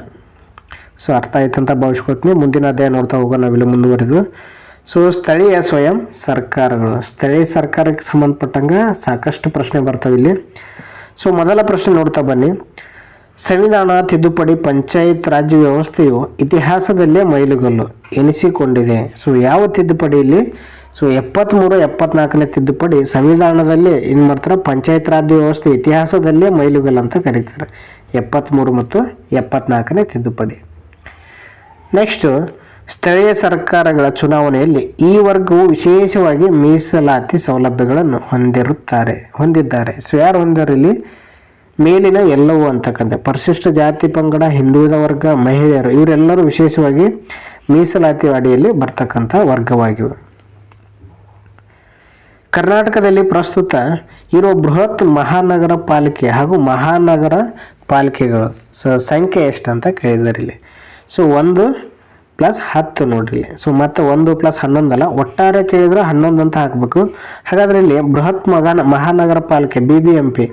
ಸೊ ಹಾಗಾದ್ರೆ ಅದು 1 ಐತಿ, ಉಳಿದಿರೋ ಮಹಾನಗರ ಪಾಲಿಕೆಗಳ ಸಂಖ್ಯೆ 10 ಐತಿ. ಹಾಗಾಗಿ ಆಪ್ಷನ್ ಏನಾಗ್ತೈತಿ ಇಲ್ಲಿ, ಬಿ ಅಂತಕ್ಕಂಥದ್ದು ಸರಿಯಾದ ಉತ್ತರ ಆಗಿರ್ತದೆ. ನೆಕ್ಸ್ಟ್, ಮಹಾನಗರ ಪಾಲಿಕೆ ಕಾರ್ಯನಿರ್ವಹಣೆಯನ್ನು ಈ ಅಧಿಕಾರಿ ನೋಡಿಕೊಳ್ಳುತ್ತಾರೆ. ಸೊ ಇಲ್ಲಿ ಆಯುಕ್ತರು ನೋಡ್ಕೊಂತಾರೆ, ಮಹಾನಗರ ಪಾಲಿಕೆಯ ಆಯುಕ್ತರು. 1 ಅಂಕದ ಪ್ರಶ್ನೆ, ಕರ್ನಾಟಕ ಪಂಚಾಯತ್ ರಾಜ್ ಕಾಯ್ದೆ ಯಾವಾಗ ಜಾರಿಗೆ ಬಂದಿತು? ಸೊ ಇಲ್ಲಿ ಕರ್ನಾಟಕ ಪಂಚಾಯತ್ ರಾಜ್ಯ ಕಾಯ್ದೆ ಜಾರಿಗೆ ಬಂದ ವರ್ಷ 1993. ನೆಕ್ಸ್ಟ್, ಗ್ರಾಮ ಸಭೆ ಅಧ್ಯಕ್ಷತೆಯನ್ನು ಯಾರು ವಹಿಸಿರುತ್ತಾರೆ? ಸೊ ಗ್ರಾಮ ಸಭೆ ಅಧ್ಯಕ್ಷತೆಯನ್ನು ಗ್ರಾಮ ಪಂಚಾಯತಿ ಅಧ್ಯಕ್ಷರು ವಹಿಸಿರುತ್ತಾರೆ. ಗ್ರಾಮ ಪಂಚಾಯತಿ ಆಡಳಿತದ ಅಧಿಕಾರಾವಧಿ ಎಷ್ಟು? ಗ್ರಾಮ ಪಂಚಾಯತಿ ಅಧಿಕಾರಾವಧಿ 5 ವರ್ಷ. ತಾಲೂಕು ಪಂಚಾಯತಿ ಸಭೆಯ ಅವಧಿಗಳನ್ನು ತಿಳಿಸಿ. ಸೊ ಇಲ್ಲಿ ತಾಲೂಕು ಪಂಚಾಯತಿ ಕೂಡ ಎಷ್ಟಾಗ್ತೈತಿ ಇಲ್ಲಿ? ಇದು ಕೂಡ 5 ವರ್ಷ. ಜಿಲ್ಲಾ ಪಂಚಾಯತ್ ಅಧ್ಯಕ್ಷ ಮತ್ತು ಉಪಾಧ್ಯಕ್ಷರ ಅಧಿಕಾರಾವಧಿ ಎಷ್ಟು? ಸೊ ಇಲ್ಲಿ ಜಿಲ್ಲಾ ಪಂಚಾಯತಿ ಅಧ್ಯಕ್ಷ ಮತ್ತು ಉಪಾಧ್ಯಕ್ಷರ ಅಧಿಕಾರಾವಧಿ 30 ತಿಂಗಳು. ಕನ್ಫ್ಯೂಸ್ ಮಾಡ್ಕೊಬಿಡ್ರಿ, 30 ತಿಂಗಳು. ಜಿಲ್ಲಾ ಪಂಚಾಯತಿ ಮುಖ್ಯ ಕಾರ್ಯನಿರ್ವಹಣಾ ಅಧಿಕಾರಿ ಅಂದ್ರೆ CEO. ಅಲ್ಲಿ ಜಿಲ್ಲಾ ಪಂಚಾಯತಿಯಲ್ಲಿ ಮುಖ್ಯ ಕಾರ್ಯನಿರ್ವಹಣಾಧಿಕಾರಿ ಏನಂತ ಕರೀತಾರೆ ಅಂತ ಕೂಡ ಕೇಳ್ತಾರೆ. ಏನಂತಾರೆ ಇಲ್ಲಿ? CEO ಅಂತ ಕರಿತಾ ಬರ್ತಾರೆ. ಹಾಗಾದ್ರೆ ಇವರನ್ನು ಯಾರು ನೇಮಕ ಮಾಡ್ತಾರೆ ಅಂತ ಕೇಳಿದ್ದಾರೆ ಇಲ್ಲಿ. ಸೊ ಇಲ್ಲಿ ಇವರೆಲ್ಲ ಎಲೆಕ್ಷನ್ ಮೂಲಕ ನೇಮಕ ಆಗಲ್ಲ. ಇವರು CEO ಅನ್ನು ಸರ್ಕಾರದಿಂದ ನೇಮಕ ಮಾಡ್ತಾರೆ. ಯಾರಿಂದ? ಸರ್ಕಾರದಿಂದ. ನೆಕ್ಸ್ಟ್ ಮುಂದುವರಿದು, ದಿನನಿತ್ಯದ ಜೀವನದಲ್ಲಿ ಸಮಾಜಶಾಸ್ತ್ರ. ಮೊದಲ ಪ್ರಶ್ನೆ ನೋಡ್ತಾ ಬನ್ನಿ. ಇಲ್ಲಿ 1 ಅಂಕದ ಪ್ರಶ್ನೆಗಳು ಕೊಟ್ಟಿದ್ದಾರೆ. ಇಲ್ಲಿ MCQ ಪ್ರಶ್ನೆಗಳೆಲ್ಲ ಅವನ್ನು ಕೂಡ ಹೇಳ್ತಾ ಹೋಗ್ತೀನಿ. ಸಾಮಾಜಿಕ ಅಂತಃಕ್ರಿಯೆ ಎಂದರೆ ಏನು? ಸೊ ನಮ್ಮ ದಿನನಿತ್ಯ ಜೀವನದಲ್ಲಿ ಅನೇಕ ಜನರೊಡನೆ ನಡೆಯುವ ಒಡನಾಟದ ಸಾಮಾಜಿಕತೆಯನ್ನು ಏನಂತಾರೆ? ಅಂತರ್ಕ್ರಿಯೆ ಅಂತ ಕರಿತಾ ಬರ್ತಾರೆ. ಒಡನಾಟವನ್ನು ಏನಂತಾರೆ ಇಲ್ಲಿ? ಅಂತರ್ಕ್ರಿಯೆ. ಪಾತ್ರ ಪ್ರಜ್ಞೆ ಎಂದರೆ ಏನು? ಇದು ಕೂಡ TTಯಲ್ಲಿ ಕೇಳಿರುವಂಥ ಪ್ರಶ್ನೆ. ಪ್ರತಿಯೊಬ್ಬ ವ್ಯಕ್ತಿಗೆ ತನಗೆ ವಹಿಸಿದ ಪಾತ್ರವನ್ನು ನಿರ್ವಹಿಸುವುದೇ ಪಾತ್ರ ಪ್ರಜ್ಞೆ. ಸಂಭಾಷಣೆ ನಡೆಸಲು ಯಾವುದರ ಅಗತ್ಯತೆ ಇದೆ? ಇಲ್ಲಿ ಸಂಭಾಷಣೆ ಅಂದ ತಕ್ಷಣ ನೆನಪು ಮಾಡ್ಕೊರಿ, ಇಲ್ಲಿ ಭಾಷೆ ಅನ್ನೋದರ ಅಗತ್ಯತೆ ಇದೆ. ಸಾಮಾಜಿಕ ಒಡನಾಟ ಎಂದರೆ ಏನು? ಸೊ ಇಲ್ಲಿ ಇಬ್ಬರಿಗಿಂತ ಹೆಚ್ಚು ವ್ಯಕ್ತಿಗಳು ಪ್ರತಿನಿತ್ಯ ಭಾಷೆ ಸಂಕೇತಗಳ ಮೂಲಕ ಪರಸ್ಪರ ಸಂವಹನ ನಡೆಸುವುದೇ ಸಾಮಾಜಿಕ ಒಡನಾಟ ಆಗೈತಿ. ಸಂವಹನ ಅಂದ್ರೆ ಇಲ್ಲಿ ಕಮ್ಯುನಿಕೇಷನ್ ಅಂತೇಳಿ. ನೆಕ್ಸ್ಟು ಸಮಾಜದ ಪ್ರಕಾರಗಳಂತ ಬರ್ತಾವೆ ಇಲ್ಲಿ. ಸಮಾಜದ ಪ್ರಕಾರಗಳು. ಸೊ ಮೊದಲನೇದಾಗಿ ಒಂದು ಅಂಕದ ಕೊಟ್ಟಿದ್ದಾರೆ. ಇಲ್ಲಿ ಕೂಡ MCQ ಪ್ರಶ್ನೆ ಇಲ್ಲ. ಸೊ ಇದು ಮೋಸ್ಟ್ ಇಂಪಾರ್ಟೆಂಟ್ ಆಗಿರ್ತವೆ ಸಮಾಜಶಾಸ್ತ್ರಕ್ಕೆ ಸಂಬಂಧಪಟ್ಟಂಗೆ. ಇಲ್ಲಿ ಕೃಷಿ ಸಮಾಜದಲ್ಲಿ ಉಳುಮೆಗೆ ಬಳಸುವ ಸಾಧನವು ಏನಂತ ಕರೀತಾರೆ? ಸೊ ಯಾವ್ಯಾವ ಬರ್ತವೆ ಇಲ್ಲಿ? ಸೊ ಉಳುಮೆಗೆ ಬಳಸುವ ಸಾಧನ ಯಾವ್ಯಾವ ಅಂದ್ರೆ ಕೃಷಿಗೆ ಉಳುಮೆಗೆ ಬಳಸುವ ಸಾಧನ ನೇಗಿಲ ಅಂತೇಳಿ. ಯಾವುದು? ನೇಗಿಲ. ಎರಡನೇ ಪ್ರಶ್ನೆ, ಬೇಟೆಯಾಡುವ ಸಮಾಜದ ಲಕ್ಷಣ. ಸೊ ಇಲ್ಲಿ ಜನರು ಸದಾ ಚಲಿಸುತ್ತಿರುತ್ತಾರೆ. ಇವ್ರ ಲಕ್ಷಣ ಏನು? ಸದಾ ಒಂದು ಕಡೆ ನಿರೋಂಗಿಲ್ಲ. ಸೊ ಏನು ಮಾಡ್ತಾರೆ? ಸದಾ ಚಲಿಸುತ್ತಿರುತ್ತಾರೆ. ಪಶುಪಾಲನಾ ಸಮಾಜದ ಅರ್ಥ, ತಮ್ಮ ಜೀವನಾಧಾರಕ್ಕೆ ಪೂರಕವಾಗಿ ಪಶುಗಳನ್ನು ಸಾಕುವ ಸಮಾಜವೇ ಪಶುಪಾಲನಾ ಸಮಾಜ. ಬೇಸಾಯವನ್ನು ಅವಲಂಬಿಸಿ ಬದುಕುವ ಸಮಾಜ ಯಾವುದು? ಬೇಸಾಯವನ್ನು ಅವಲಂಬಿಸುವುದಂದ್ರೆ ಕೃಷಿಕ ಸಮಾಜ. ಸಮಾಜವನ್ನು ಯಾವುದರ ಆಧಾರದ ಮೇಲೆ ವರ್ಗೀಕರಿಸಲಾಗಿದೆ? ಸಮಾಜವನ್ನು ಉದ್ಯೋಗ ಮತ್ತು ಚಟುವಟಿಕೆಗಳ ಆಧಾರದ ಮೇಲೆ. ಇವೆರಡು ಪಾಯಿಂಟ್ ನೆನ್ಪಿಟ್ಕೋರಿ. ಯಾವುದರ ಆಧಾರದ ಮೇಲೆ? ಸೊ ಒಂದು ಉದ್ಯೋಗ, ಇನ್ನೊಂದು ಚಟುವಟಿಕೆ. ನೆಕ್ಸ್ಟ್ ಬರ್ತಕ್ಕಂಥದ್ದು ವಿಜ್ಞಾನ ಮತ್ತು ತಂತ್ರಜ್ಞಾನ ಅವಲಂಬಿಸಿರುವ ಸಮಾಜ. ಸೊ ಇಲ್ಲಿ ವಿಜ್ಞಾನ ಮತ್ತು ತಂತ್ರಜ್ಞಾನವನ್ನು ಅವಲಂಬಿಸಿರುವ ಸಮಾಜಕ್ಕೆ ಕೈಗಾರಿಕಾ ಸಮಾಜ ಅಂತ ಕರೀತಾರೆ. ಏನಂತಾರೆ ಇಲ್ಲಿ? ಕೈಗಾರಿಕಾ ಸಮಾಜ. ನೆಕ್ಸ್ಟ್ ಅದೇ ರೀತಿ ಜಲಗೋಳ ಮುಂದೆ ಬರ್ತಕ್ಕಂಥದ್ದು. ಸಮಾಜಶಾಸ್ತ್ರ ಕಂಪ್ಲೀಟ್ ಆಯ್ತಿಲ್ಲ, ಬರ್ತಕ್ಕಂಥದ್ದು ಜಲಗೋಳ. ಸೊ ಇಲ್ಲಿ ನಾನು ಭಾಗ 1 ಭಾಗ 2 ಕೂಡ ಒಂದೇ ವಿಡಿಯೋದಲ್ಲಿ ಕವರ್ ಮಾಡ್ತಾ ಇದ್ದೀವಿ. ಸೊ ಯಾರೆಲ್ಲ ಸಬ್ಸ್ಕ್ರೈಬ್ ಮಾಡದೆ ನೋಡ್ತಾ ಇದ್ರಿ, ಅದೇ ರೀತಿ ಲೈಕ್ ಮಾಡ್ತಾ ಇದ್ರೆ ಲೈಕ್ ಮಾಡ್ತಾ ಬನ್ನಿ, ಸಬ್ಸ್ಕ್ರೈಬ್ ಮಾಡಿ. ಇಲ್ಲಿ ಭೂಭಾಗದಿಂದ ಸುತ್ತುವರಿಯಲ್ಪಟ್ಟ ಅರ್ಧ ವೃತ್ತಾಕಾರದ ಸಮುದ್ರ ಭಾಗಕ್ಕೆ ಏನಂತ ಕರೀತಾರೆ? ಇಲ್ಲಿ ಕೊಲ್ಲಿ ಅಂತ ಕರೀತಾರೆ. ನೋಡಿ, ಇಲ್ಲಿ ಭೂಭಾಗದಿಂದ ಸುತ್ತುವರಿಯಲ್ಪಟ್ಟ ಅರ್ಧ ವೃತ್ತಾಕೃತಿ ಅಂತ ಕೇಳಿದ್ದೇನೆ. ಸೊ ಕನ್ಫ್ಯೂಸ್ ಮಾಡ್ಕೊಬೇಡ, ಅದಕ್ಕೆ ಕೊಲ್ಲಿ ಅಂತ ಕರೀತಾರೆ. ಅತಿ ಹೆಚ್ಚು ಲವಣ ಹೊಂದಿದ ಭಾರತದ ಸರೋವರ ಯಾವುದು? ಸಾಂಬಾರು ಸರೋವರ ಅಂತೇಳಿ. ಸೊ ಸಾಗರದ ನೀರಿನ ಸರಾಸರಿ ಲವಣತೆಯ ಪ್ರಮಾಣ ಎಷ್ಟು? 1000 ಭಾಗದಲ್ಲಿ 35 ಭಾಗ ಅಂತಕ್ಕಂಥದ್ದು ಸರಿಯಾದ ಉತ್ತರ ಆಗಿರ್ತದೆ. ನೆಕ್ಸ್ಟ್ ಭೂಸಂಧಿಗೆ ಒಂದು ಉದಾಹರಣೆ ಯಾವುದು? ಸುಯೇಜ್ ಕಾಲುವೆ ಅಂತಕ್ಕಂಥದ್ದು ಸರಿಯಾದ ಉತ್ತರ. ಖಂಡಾವರಣ ಪ್ರದೇಶದ ಸರಾಸರಿ ಆಳ ಎಷ್ಟು ಅಂತ ಕೇಳಿದ್ದಾರೆ. ಸೊ ಸರಾಸರಿ ಆಳ ಅಂದ್ರೆ 100 ಪ್ಯಾದಮ್ ಅಂತೇಳಿ. ಸೊ 1 ಪ್ಯಾದಮ್ ಅಂದರೆ ಎಷ್ಟು? ಇಲ್ಲಿ 6 ಅಡಿ ಅಂತ ಬರ್ತದೆ. ಸೊ ಹೀಗಾಗಿ ಇದು ಕೂಡ ಗೊತ್ತಿರಲಿ. 1 ಅಂಕದ ಪ್ರಶ್ನೆ ನೋಡ್ತಾ ಬನ್ನಿ. ಇಲ್ಲಿ ಭೂಮಿಯನ್ನು ನೀಲಿ ಗ್ರಹ ಎಂದು ಏಕೆ ಕರೆಯಲಾಗಿದೆ? ಸೊ ಇಲ್ಲಿ ಶೇಕಡ ಎಷ್ಟಿದೆ? 70.78 ಅಂತಕ್ಕಂಥದ್ದು ನೀರಿನಿಂದ ಆವೃತವಾಗಿದೆ. ಹೀಗಾಗಿ ಇದನ್ನು ನೀಲಿ ಗ್ರಹ ಅಂತ ಕರೀತಾರೆ. ಜಲಸಂಧಿಗೆ ಒಂದು ಉದಾಹರಣೆ ಕೊಡಿ. ಸೊ ಇಲ್ಲಿ ಬೇರಿಂಗ್ ಜಲಸಂಧಿ ಕೂಡ ಏನಾಗ್ತೈತಿ? ಇದಕ್ಕೊಂದು ಉದಾಹರಣೆ, ಬೇರಿಂಗ್ ಜಲಸಂಧಿ. ಅತ್ಯಂತ ಆಳ ಸಾಗರದ ತಗ್ಗು ಯಾವುದು? ಇಲ್ಲಿ ಗಮನಿಸಿರಿ ನೀವು, ಇಲ್ಲಿ ಪ್ರಪಂಚದ ಇಲ್ಲಿ ಕೂಡ ಹೇಳ್ಬೋದು. ಇಲ್ಲಿ ಚಾಲೆಂಜರ್ ತಗ್ಗು ಅಂತಕ್ಕಂಥದ್ದು ಪ್ರಪಂಚದ ಅತ್ಯಂತ ಆಳವಾದ ತಗ್ಗಾಗಿರ್ತದೆ. ಇದು ಎಲ್ಲಿ ಕಂಡು ಬರ್ತದೆ ಅಂದ್ರೆ ಪೆಸಿಫಿಕ್ ಸಾಗರದಲ್ಲಿ ಕಂಡು ಬರ್ತದೆ. ನೆಕ್ಸ್ಟ್ ಪ್ರಪಂಚದಲ್ಲಿ ಅತಿ ಹೆಚ್ಚು ಲವಣತೆ ಹೊಂದಿರುವ ಜಲಭಾಗ ಯಾವುದು? ಇಲ್ಲಿ ಟರ್ಕಿಯ ವ್ಯಾನ್ ಸರೋವರ ಅಂತಕ್ಕಂಥದ್ದು ಏನು ಮಾಡ್ತಿತ್ತು? ಟರ್ಕಿಯ ವ್ಯಾನ್ ಸರೋವರ ಅತ್ಯಂತ ಹೆಚ್ಚು ಲವಣತೆಯನ್ನು ಹೊಂದಿದೆ. ಸೊ ಒಂದು ಅಧಿಕ ಉಬ್ಬರದಿಂದ ಮತ್ತೊಂದು ಉಬ್ಬರದ ನಡುವಿನ ವೇಳೆಯ ಅಂತರ ಎಷ್ಟು ಅಂತ ಕೇಳಿದ್ದಾರೆ ಇಲ್ಲಿ.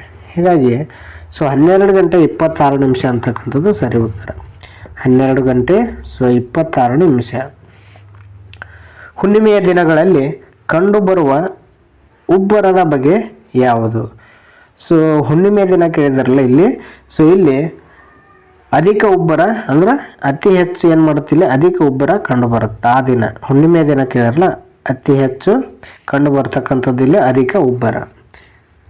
ನೆಕ್ಸ್ಟ್ ಅದೇ ರೀತಿ ಅಧಿಕ ಉಬ್ಬರ.